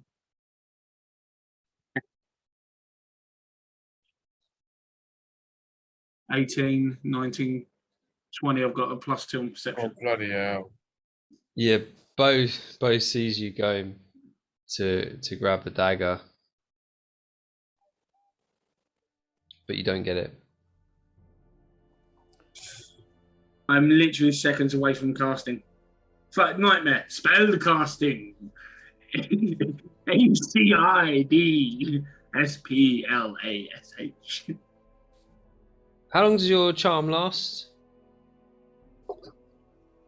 I want the charm. Yeah, because Bob's just. It spell ends until me or any of my companions do anything harmful. Oh, okay. To the one that's charmed. Yeah. So Brian's just charmed. So he's just standing there. Charmed, unless he gets harmed, He's or not, I choose to end the spell. Yeah. So he's just like standing there, looking at you two arguing. And he's not saying anything. Have you got out the back there anything that's already been made up? Anything like daggers or any other ones that you wouldn't have to make me some new ones? Oh, let me look for you, mate. Yeah. And he hands. But they got to be as good, if not better, than what he's got here. All right, yeah. Payment's already sorted, you know. It's all sorted. And he hands you 2 rusty blades. 2 rusty daggers. Better than what this is. It's all right to me, mate. No, I'm not no fool. Now, come on, Brian. We're mates. Yeah, right. Yeah, we are. Yeah. Yeah, I'm your priority. You're the man. That's right. You're the man. You're the I'm best the in the man. business. You know that, yeah? So give me something really, really good. All right then. Right. I got it here. And he walks up to hands you a mouldy potato. There you go, mate. There you go, mate. I throw the potato at John. What are you look? At John, telling him, don't ever try those tricks on me again. At this moment, O'Doyne comes back and goes up to Brian. Goes, Brian, you all right, mate? You all right? What's up with you? What's up with you? And he slaps him. Yeah, but no. But the thing is, O'Doyne's still charmed from earlier because nothing's happened to him. Because I charmed him to find out who's got that stuff that's required to do the daggers. So O'Doyne himself is still charmed because nothing's happened to O'Doyne. There's no duration. Is it a concentration spell? Pretty sure charmed is a concentration spell. You ain't gonna search this up. It says here you can use the casting spell using an extra spell slot. The second though. What's the actual name of the spell? Charm person. It's charm person. Charm person. Yeah. Oh, it's got there we go. Duration 1 hour. Ah. But I can always just recast it. What- Another hour. Huh? It It is. Alright, okay. It's not concentration, no? It's not.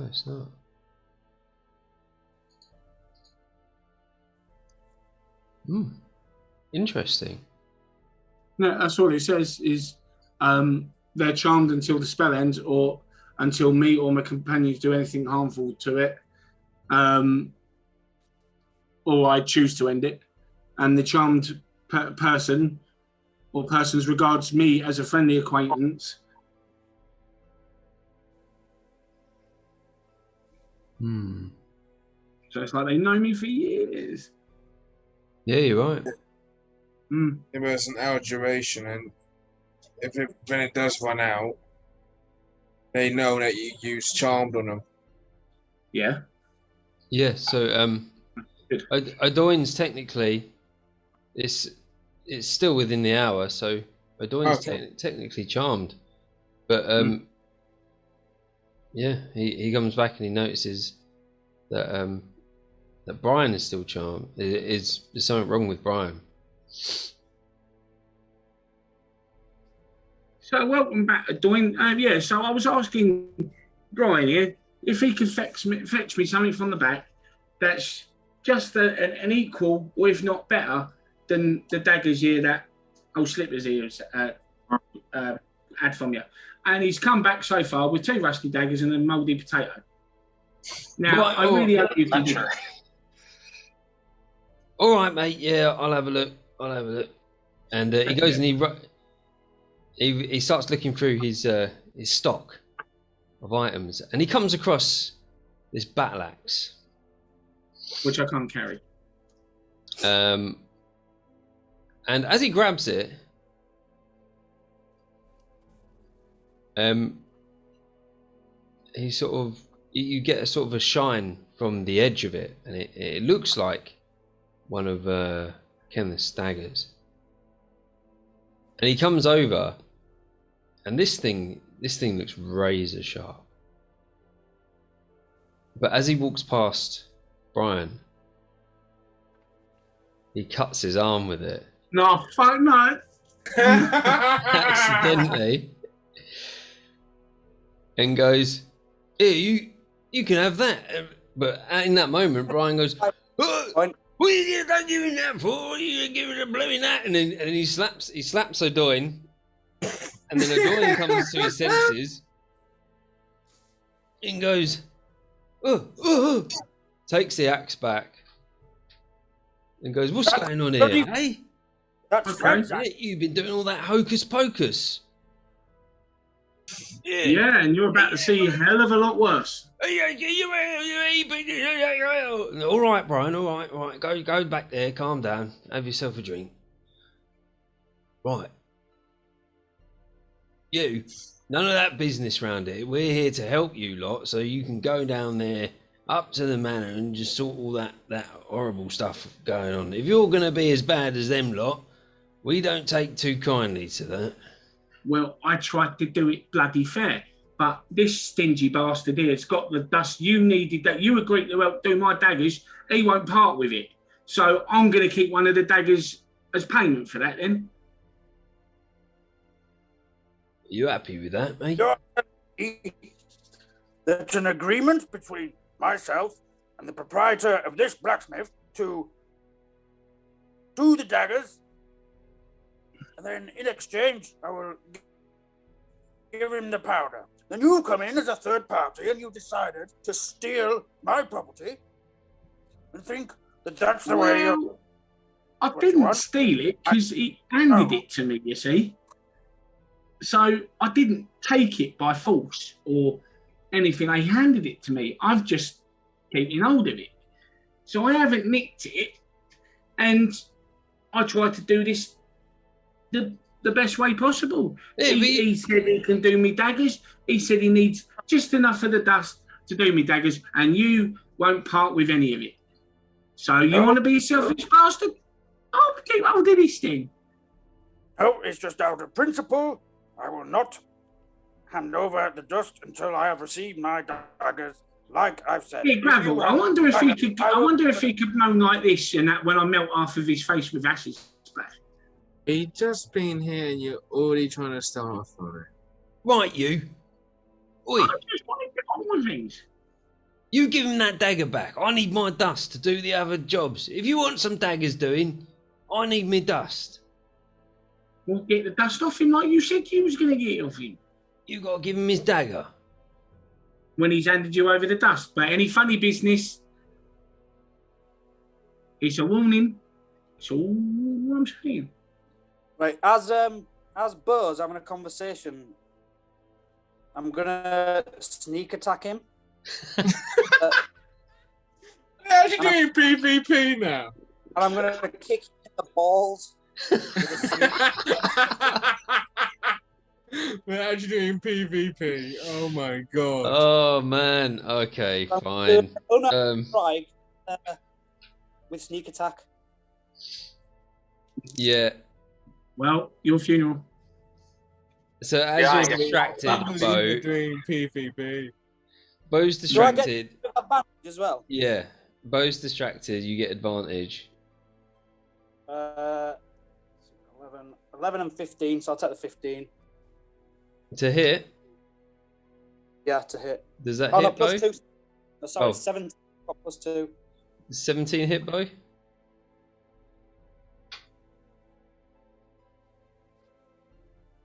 Miss. Really? Yep. What's your armor class? 18. Really? Yeah. Okay, yeah.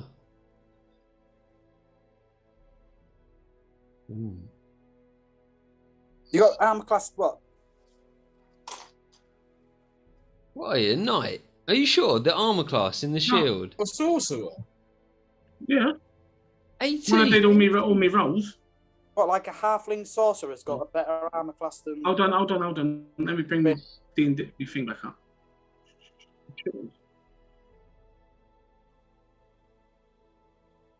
Stop rattling about.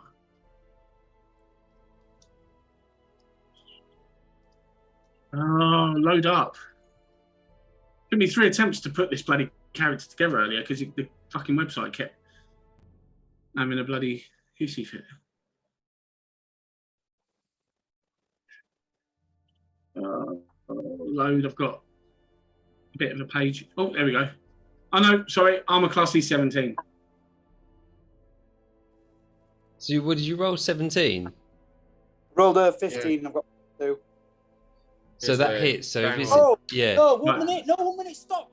I get +1 to hit because of my ring. The sigil ring. Yeah. You do, yeah. I got that's an But 18. that hits anyway. So 17 hits anyway. 17. That's high for a sorcerer. Maybe That's what the it thing was. is, I've only played a sorcerer once, so I'm saying, Yeah. oh, that's high for a sorcerer, but I Mid. don't actually know. So, yeah. Okay, so Dark an mid. unarmed strike is equal to 1 plus your strength modifier in it. You what? Sorry. An unarmed strike is equal to, is it 1 plus your strength modifier? It's usually just a straight 4. Your straight modifier on your strength. Yeah, straight modifier, which is whatever your strength is. Yeah, so mine is 1 plus my modifier. My modifier is -1 because I'm all decrepit man. But So it's just I bang still on get my 1 3d6 damage. from the. No, so I still get my 3d6 from sneak attack though. Oh shit! 3d6. I got 12. So 3d6 is a 12 plus the 1, So you got 13 damage. 13 damage by getting kicked in the bollocks. So you, so you like as you're talking, like, yeah, fucking sort me daggers out. You feel this instant thud, and then it, for a moment, doesn't hurt quite so much. Then the pain suddenly sinks in. Really? Oh. Sucks to be you. And Odoin's like, what's up with you? Like, you not a team or what? No, let me just nip outside for a second Right. while I rearrange myself. All right. And as I step outside, Kenneth's going to grab hold of him, stop him going outside because he's got his property. No, so you're all outside anyway. You're like all peering over this half door. Yeah. Mm. So the top half of the door is open and the bottom half is closed. So then you're all sort of leaning over that. So you're all outside. And Bo was going to go outside and do what? I'm just standing outside. Well, if we're all outside anyway, then it's absolutely fine. I cast poison spray. Why are we doing PvP? Yeah.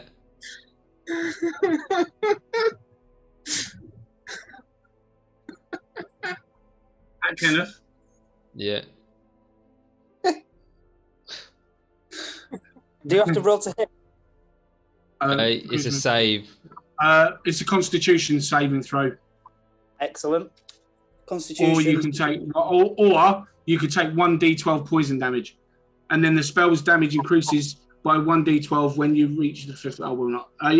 When you reach the 5th level, which would be actually 2d12. 2d12. Yeah. Right. I'll take my Constitution saving throw. Yeah. Yeah. Yeah. 14 plus 2, so 16.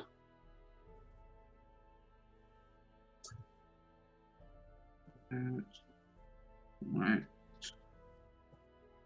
What did you say there was? 14 plus 2, so 16. You're lucky. I don't roll for anything for that now, do I? No. So if he passes the save, then he takes no damage. Yeah, he takes no damage. Okay. So, As this is going on, you hear some bells jingling and the sound of a horse coming up the old road from where the stagecoach would normally come. However, the stagecoach is already there, parked up, with the coach driver sitting there and just chilling out, having a smoke on his pipe. So you know it's not him. And as you wait a little while and have a look over, and you see this really old horse, like with the big sort of woolly hooves. I don't know what type of horse they are. Shire horse, yeah. Come round the corner, pulling this really old wooden cart. It's sort of like a gypsy cart, shall we say, with the steps coming down at the back. And it's got all these bells all over it. It's got bells. The horse has got bells on, and there is a sort of a gypsy-looking woman on the cart, and she stops, and it gets down from the cart and opens up some more steps for people to go inside. And she goes inside, and she starts lighting these candles and things like that, and opens up the windows on the cart. And she looks like she's open for business, whatever her business may be. John will take a wander over. I'm going to put my nice shiny new dagger in my pocket. Oh no! Whilst I'm rubbing my bollocks. Try and kick the midget in the balls again. Okay, all right, okay, no, that's fine. Okay, I'm going to spend 3 sorcery points. Right, we'll go to with heighten John. My spell. We'll go with John first, and then we'll come back to you. Wow. They're actually doing this. And so, John, you approach this cart, and you look in. There's all sorts of weird things hanging from the ceiling. There's sort of those like a dehydrated head hanging by its hair, and there are just some strange relics all around the place. And she's in there, and she's like looking at her really long sort of nails and that, and she's got some incense lit, and she looks at you and goes, "Hello, darling. Are you here to trade?" I wonder if you could trade information for the right price. Ooh, well, that's not what I normally do, but I'm sure I could accommodate you this time. Bloody hell, Draco, is that you? Yeah. So, you seem well versed in the arcane with all the fantastic creations you have behind you. Oh, thank you very much, dear. I'm sure you've seen a lot on your travels. I certainly have. Would you know anything about a certain black candle? Purple. Where be the black Black candle? Yeah, man. Give me the black candle. How are you Where be doing? the black candle? Give me the black candle. See, that's the thing. I don't actually have it. I'm just explaining the black candle because I'm sure someone as clever as you would know Yeah, about I've it. got one that's better go up his arse. But you'd lit that already. She opens her hand. Nothing. Cool. You back candle. Right. You have any Cool. gold, darling? Yeah, I'll rummage around. I've got a few copies. I'll put 5 gold in her hand. 5 gold. Fucking hell. That's not her. It's almost She as wants a a candle. She wants a candle, not a black dildo. Jesus. Listen, I tell you, Go. I don't know what the Generous exchange man. rate is. whatever you want, my dear. Ugh. What I know about black candles now. Let me think real hard. If he goes back to Hocus Pocus reference, You're the one who suggested Hocus Pocus. Yeah. From what I know. Whilst all Let's this is see, going yeah. on, Gravel's standing there shaking his head whilst looking at Bo and Kenneth just going, That to each other, snappy. Oh my god, these guys. You have you lit the candle? Yes, we have. And what kind? I what color have. did it burn? Dark purple. A deep purple. Deep purple. Smoke on the water. That's important. You get that right. Deep purple. Let me think. That means it's made out of lavender. This be potential if you have the aptitude to give yourself some kind of vision into the abyss. You know of the abyss. Yeah, very, very Oh, familiar. fantastic. So to begin an abyss specialist, yeah. Yeah, I look like I come from there multiple times. Yeah. But just hypothetically, if I was trying to explain to my friends what the abyss was, how would you phrase it? You fucking arsehole. Oh, bloody hell. You see all the killing or the death from a battlefield. The feeling of dread, the thoughts that follow you for the rest of your life. These kind of feelings can be mixed into the same experience of peering into the abyss. If you have the stomach for it. Yeah, that's pretty much what I thought. That's probably what I'd say. You know where I'm coming from? Yeah, absolutely. Yeah, one and the same, you and I. Yeah. Reminds me of that woman in Pirates of the Caribbean. I don't know, this is the first voice I came up with. It's either that or it's the first Jamaican bobsled team. It's all that's it. Fine, Jay. Would you like to buy my lucky egg? Was it? Do you want to go kiss my lucky egg? That's all I can tell you on the candle, my friend. Thank you. Don't spend it all at once. I'll go in and return and try and make a really sneaky eye symbol to John. Not to John, to Kenneth, sorry. To yourself. Yeah. I'm just having a twitch, don't worry about it. Just fraggling out. Character trait.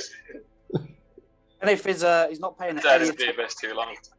the cabin, not the cabin, sorry, the horse and cart with the gypsy woman. He's not got any recollection of your conversation with the woman or anything like that. He's laser focused on getting Bagger back from this little imp. I can't believe we're having this still. Anyway, as I was saying. Another sleight of hand to try and snatch the dagger. Go Well, no, because just before he was interrupted, I was heightening my spell. Spend 3 sorcery points to give one target the spell a disadvantage on his saving throw made against the spell. All right. So is that a concentration? Like, what's that? Is that how long does that take? What's the duration on that? That's a trait. Meta magic. Meta magic. Okay, so you use meta magic to impose disadvantage on a save from a spell. Yeah, you gain the ability to twist spells to suit your needs. Yeah, sure. Okay, that's primed. But whilst you've primed that, Kenneth is going to try his sleight of hand.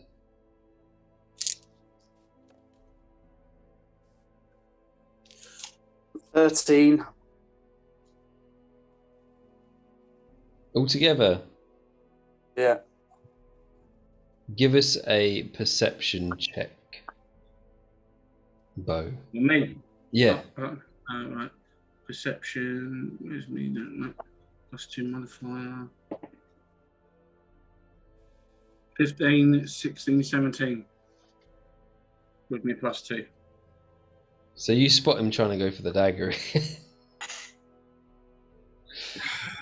Fuck you.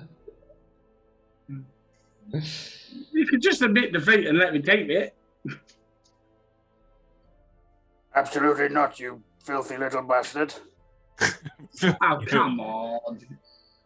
You know, we've got loads of other things to do. I will not be held ransom for asking for my own bloody Right, property. well, then give me that dust then. And you can have your dagger. I will not, because that the black. Well,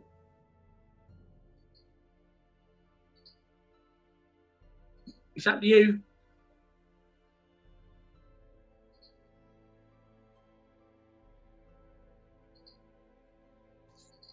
What are you doing then? I just made an offer. I just said, give me the required amount of that dust and that, and then he can have his dagger back. I don't want to keep having to fight. Yeah, we've got other things to be doing. Then hand over my property. Then hand over the dust. It doesn't belong to you. Oh, bloody hell. This is why I got a divorce. Okay, right, so I'm going to heighten my spell. Right. And I'm going...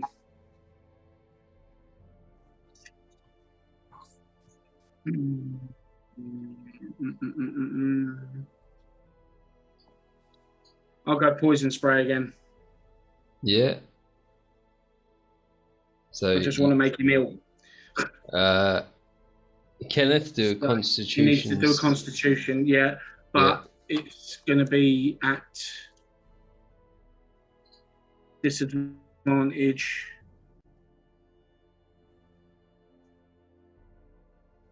Yeah, so it's going to be at a disadvantage. Bastard, I got 21 as well. So I have to roll again.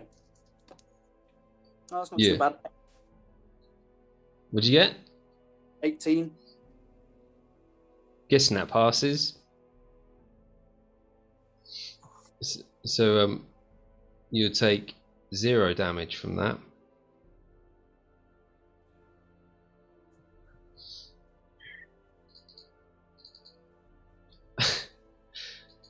No, just...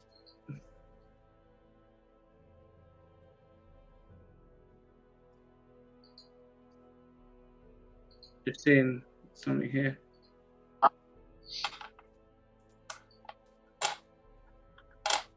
It's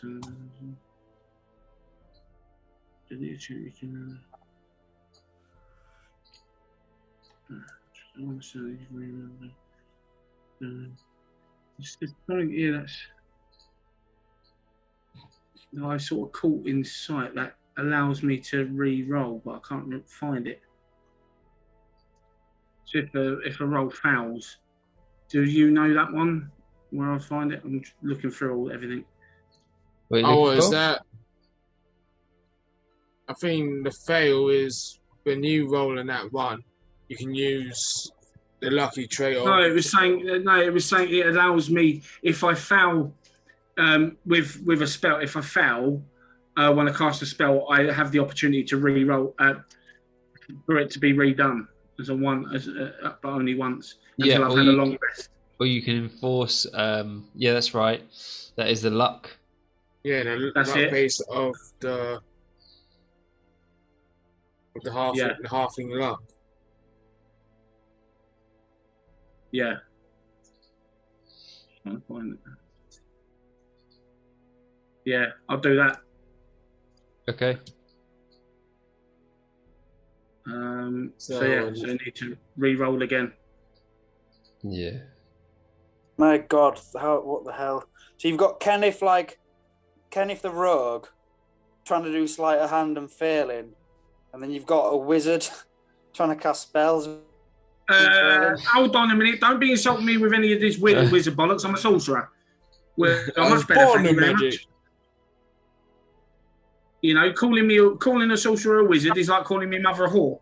She kind of was, but that's not the point. Potato, you're all the same, you bloody tricky bastards. Now, All I give me want is that. a bit of daft.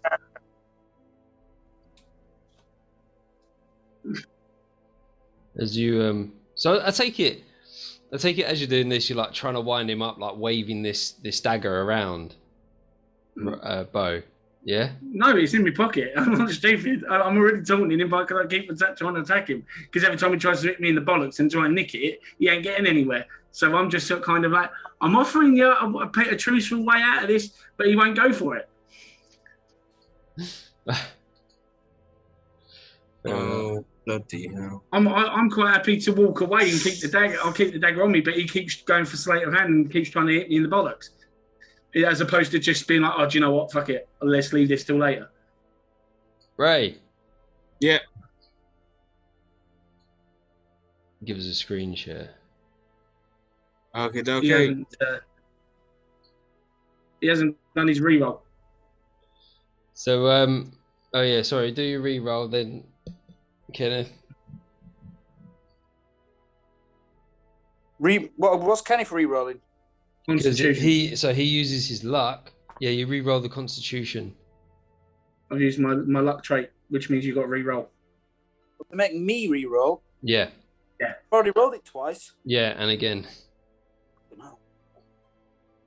Ugh. This is why halflings are ourselves. 11.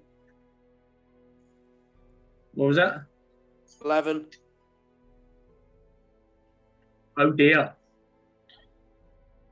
He's poisoned. Really? Is he actually Yeah. poisoned, or does he just take poison damage? He takes. Oh, sorry. I've got to do a 2d12 to do the damage. Yeah. So I need my d12. Where's my d12? There's my d12. So the first one is a 9. And the second one's an 11. Okay, I'm going to use, as a reaction, I'm going to do my uncanny dodge to half the damage. Yeah. Okay, so 10 damage then.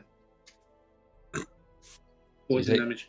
10 acid damage. As this happens, you No, hear it says poison damage. Yeah, but yeah. you hear poison from damage. overhead a swoosh and a and then another Someone murder a swoosh. cat. You look up and there is a huge shadow of these flapping wings, and this is where we roll for initiative. Oh, for the love of fuck. Fuck yeah. I've got fucking 1. What? John, what did you get? I've got Rolling at the 17. moment, my app's just being a... Okay, no worries. Hey, nat 20. Very nice. Plus what? 0, so 20. All right. 19, 17 plus 2. Excelente.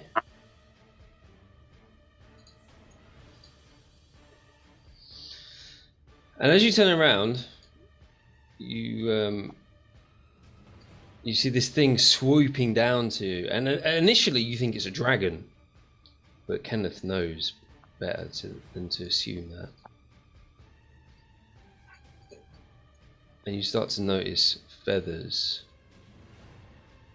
And That's this pretty thing descends down upon you. Does it have a rope attached to its neck by any chance?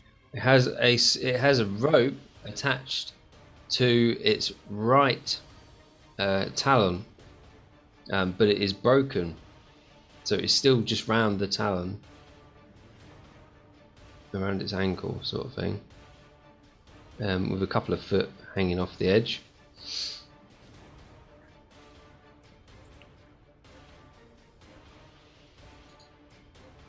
And to start us off, that'll go with gravel. Yeah. See, I'll check my inventory.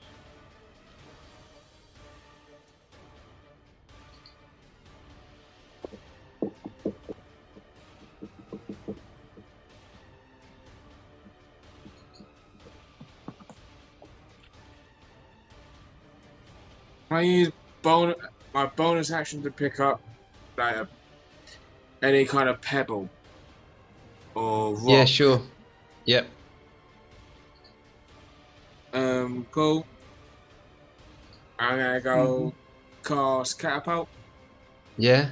Oh man, Can you make a dex save, please? I sure can.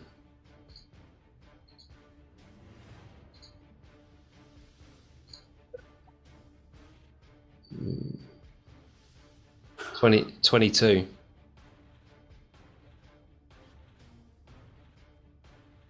Do strikes target and stops moving.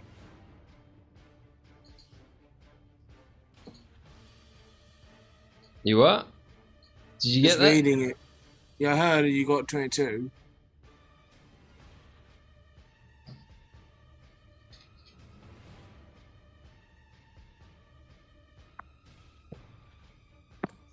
Okay, so you do take the damage, you just don't fall prone, I think. Alright. What are we looking at damage wise? 3d8.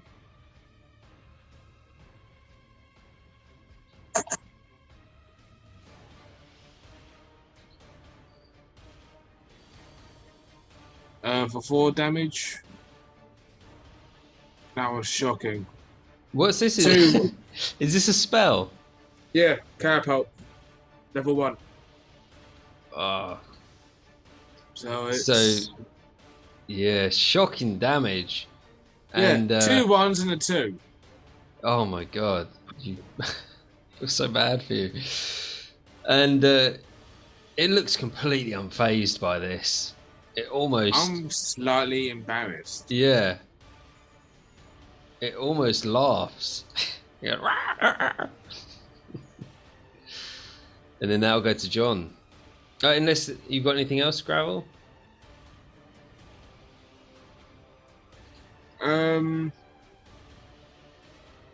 I'll probably move. No, behind here. Behind the statue.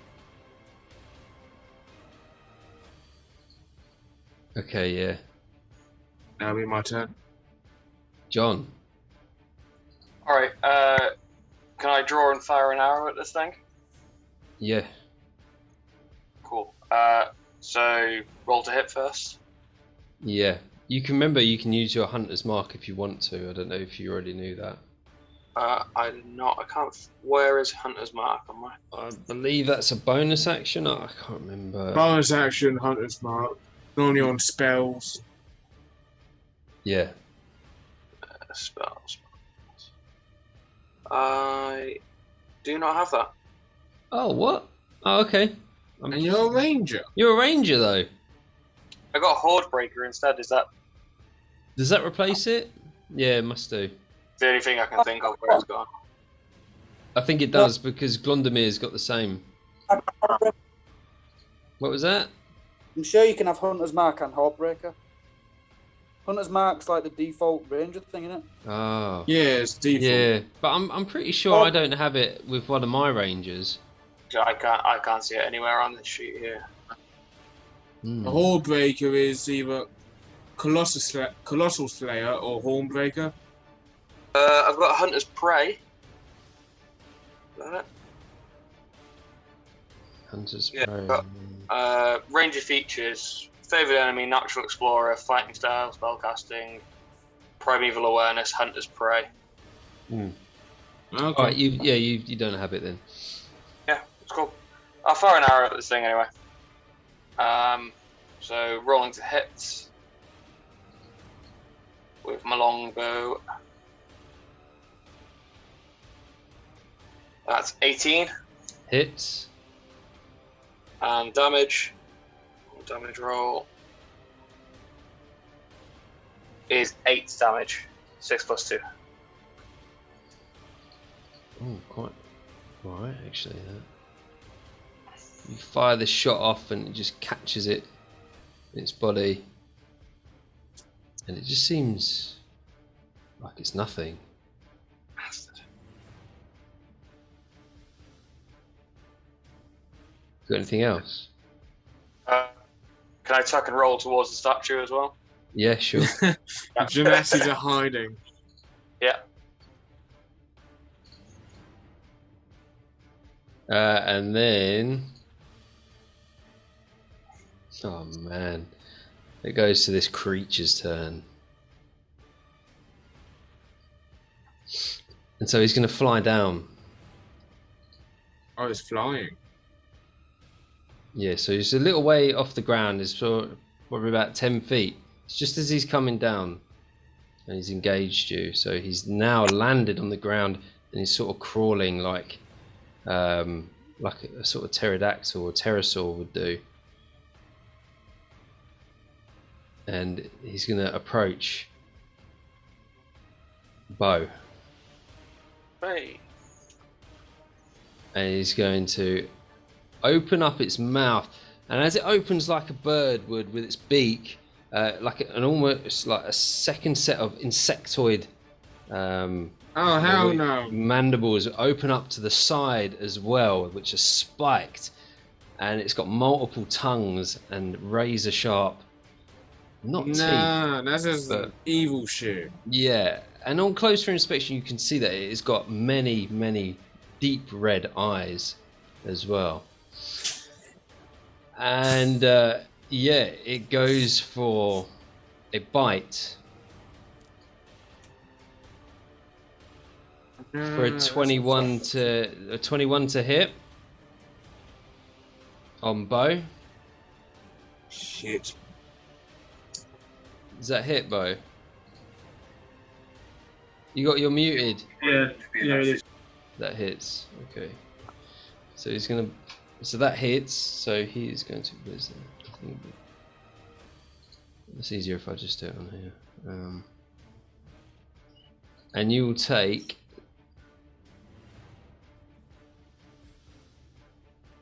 15 points of piercing damage. Well, that's me dead then. And I need you to make. Are you down to 0?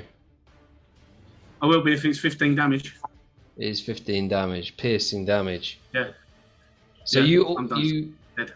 If you're down to 0, you're like out cold basically, and you'll be, waiting for. You'll be doing your death saving throws basically, and so you're automatically grappled because you instantly fail the save to avoid the grapple. So you are grappled within this creature's mandibles. From there, it's going to move forward. And why is it all the way back there? Hang on. Oh, up in there. So yeah, it's down there, right? And it's going to move forward, and it's going to go for a slash with its claws on Kenneth.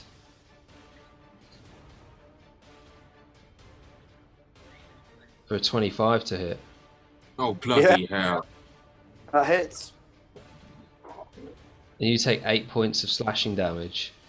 I'm going to use my uncanny dodge to half that to a 4. Yep. Ow.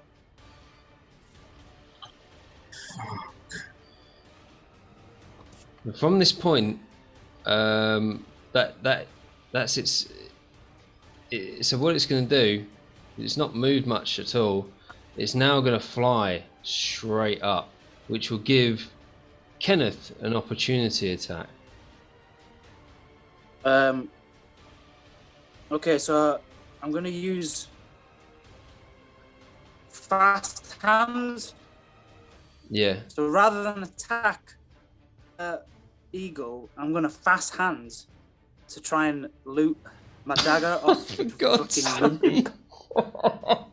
As if I didn't see that coming. Fuck. Yeah. And you get advantage because he's out cold. So 18. This whole fucking time. And that one's even better. So 20.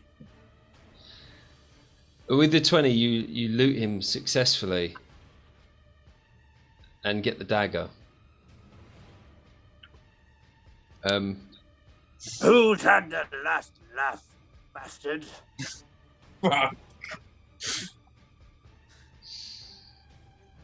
And that will. Hang on a minute.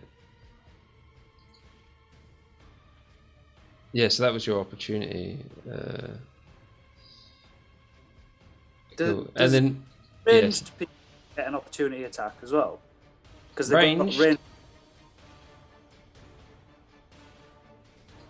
No, it's only melee if you leave 5 within the melee range of somebody. Is it 5 feet? So it's within 5 feet. So as soon as you leave that 5 feet, or the melee range of the creature. So some melee ranges are 10 feet. So like larger creatures, like maybe ogres or something like that. I'm not 100% sure if that's accurate, but it's just an example. And that'll go to you, Steph. So you're going to need to do a death saving roll. Is that using me D20? Yeah, Your roll D20, your yeah. D20. 18. As a success. 18 is one save. Yeah, is a success. So you're still like passed out, Yeah. but you've got one success, so it's looking good for you at the moment. Okay. You're still like passed out in the mandibles of this creature, and then it goes to Kenneth. This creature is now 30 foot in the air with a bow in his mouth. Yeah, so that was its movement as it moved up.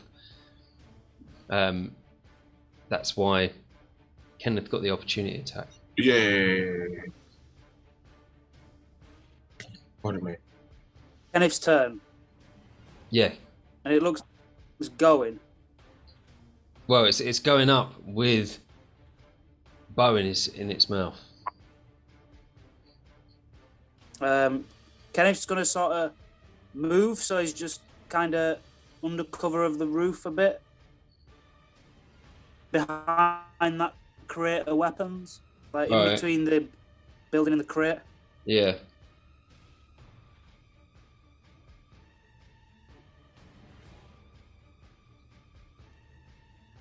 You're not going to get advantage because you're like right in front of it. Even though you're behind that crate, it's above you as well, and it has multiple eyes. More for Kenneth's own sort of protection than anything else. Yeah. And then I'm just gonna get my bow out and ready in action in case it comes back down.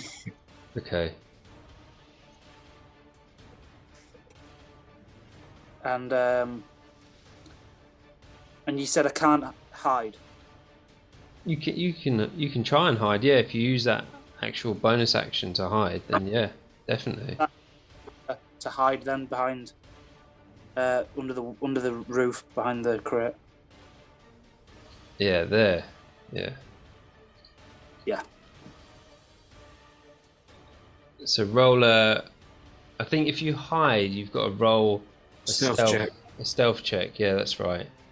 Oh dear. Yeah. This is something that I've read about because I was a rogue for one of our one shots. Yeah. And I had to read about that. 9. But I don't know. You don't tell him. You don't tell him. Ow. Okay, yeah, I remember that now, yeah. 9, alright. +1, so 10. 10, okay. Yeah, I remember this, and then I compare it to...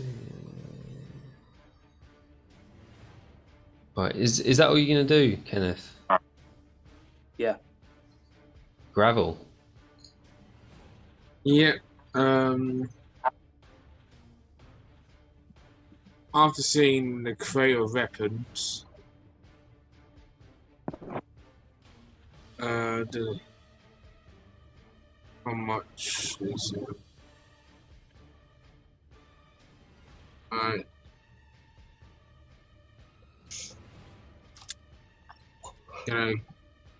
Do the same thing. Bonus action, grab something, and try again. Catapult. So catapult in one of them, like, farmer's tools. Yeah. Yeah. See if that'll... So that's another deck save, if you can. Sure can.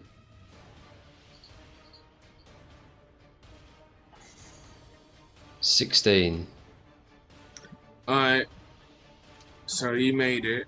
So you don't, fall Yeah. or fall prone. So That's such a use. You've got some useful spells. that's 12 bludgeoning damage. 12. Again, it just doesn't seem like it's doing what it would normally do. And that goes to John, unless you've got anything else, Gravel. With my rest of my movement, I'll go try and move back. Yeah. So I got 10 movement left. Yep.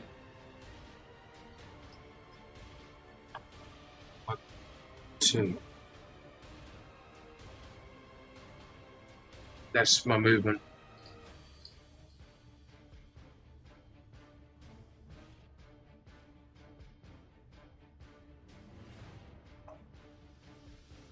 Right.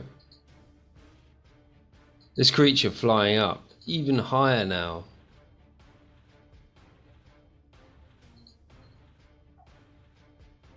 Is it? Oh yeah, it's John's turn.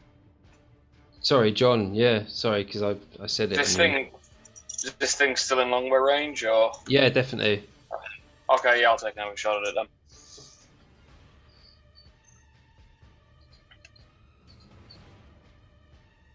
So the roll to hit is 8 plus 7, so 15. 15 misses, unfortunately. That's a shame. In that case, I'm going to continue. Well, I'm going to ready another arrow and continue to hug the shadow of the statue. Yeah. So are you readying what you're going to do? So I've notched another arrow and I'm just following this thing with the bow. Okay, so if you get Keeping like a bead on more it, sort of thing. advantageous... Precisely, yeah. Yeah, I get it. Okay, cool. Right. So it goes to this thing, and it's going to fly. It's going to continue to fly up. So, bloody hell. It flies up 80 feet higher. So it's now 120 feet off the ground, and you can see it in the distance. Fuck it now. That's like 240 halfling feet. And I take it a 21 hits you, Steph. Yeah. And I roll with advantage anyway, not that it matters, but 24 was the second roll.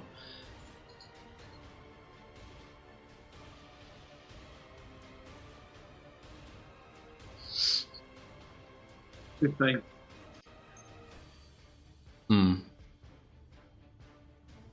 And as it flies up,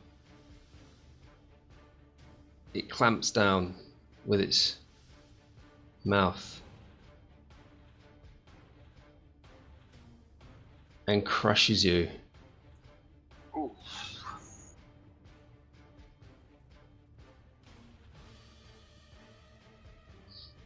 Give us a death saving throw. 19. That's a pass. Then it goes to Kenneth. Kenneth is just gonna start pissing himself laughing. The pig! You bastard! And then that's gonna end his turn. That is.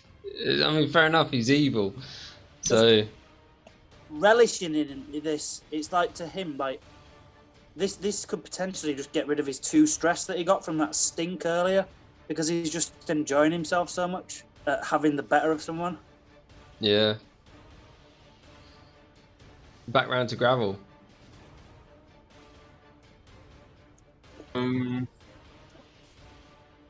Yeah, try my best. No, I can't even reach him, even with my spell. I can't do shit.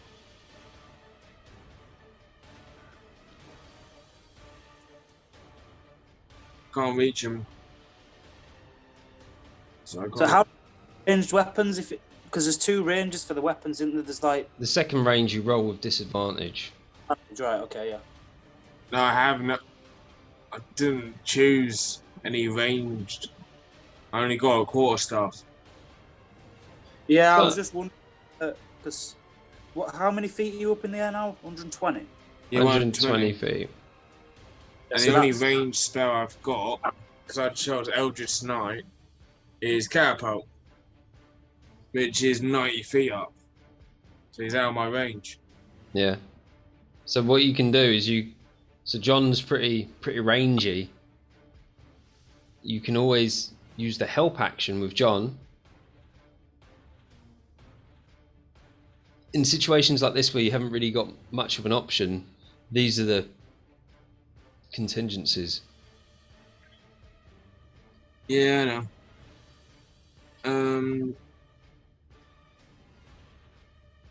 I will first use my fighting ability, second wind.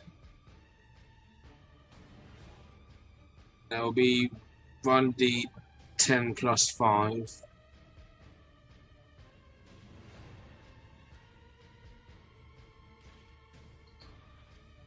To heal up. Okay. Hey, so that's going to be max, so 15. Nice.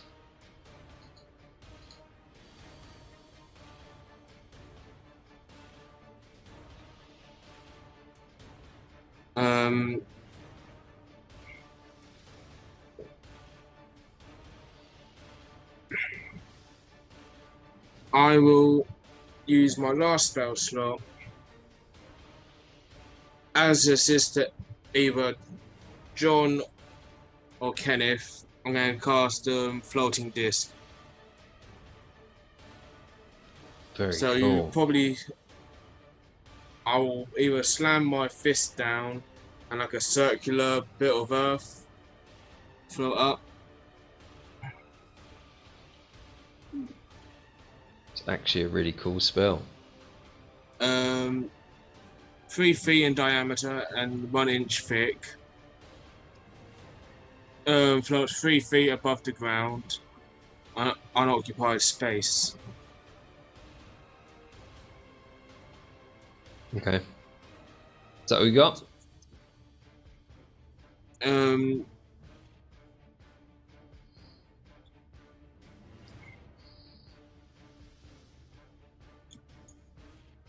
Yeah. Yeah, I'll stand there. That'll be my turn. John. Roger that. Time to take another pot shot. So yeah. Rolling to hit. 19. 19 definitely hits. Okay. Rolling damage. 10 damage. 8 plus 2. Nice bit of damage there. So his arrow flies true, hits the target, and does a little bit of it causes it a little bit of pain. You can see a flinch, but nothing major.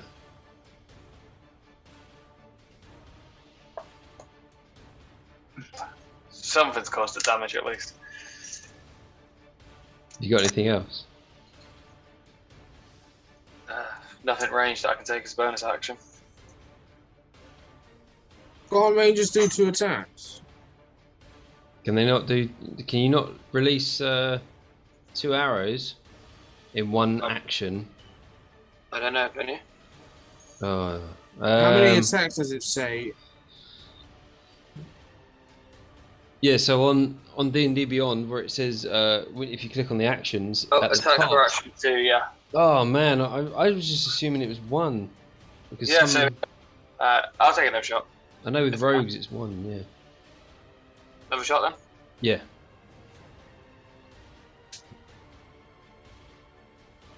15. The 15 misses. Ah. The first one, you get it, seems to do something to it, and the other one just whistles past. Ah, well. As this happens, the creature, you wouldn't know this, but what you can see is, you wouldn't know what it's trying to do, but what you can see is its two talons grip bow and rip at him, and you can see blood pooling all around, and then it releases.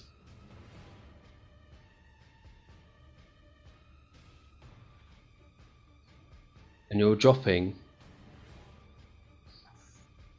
120 feet.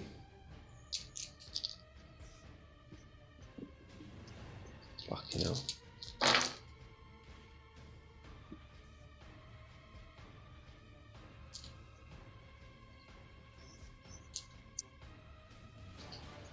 And you're going to take 24 bludgeoning damage when you hit the ground, so you fall through the air, hit the ground, blood splatters everywhere, twitching, and I'm pretty sure you're on the very edge of permanent death, and that's where we're going to leave it for this session.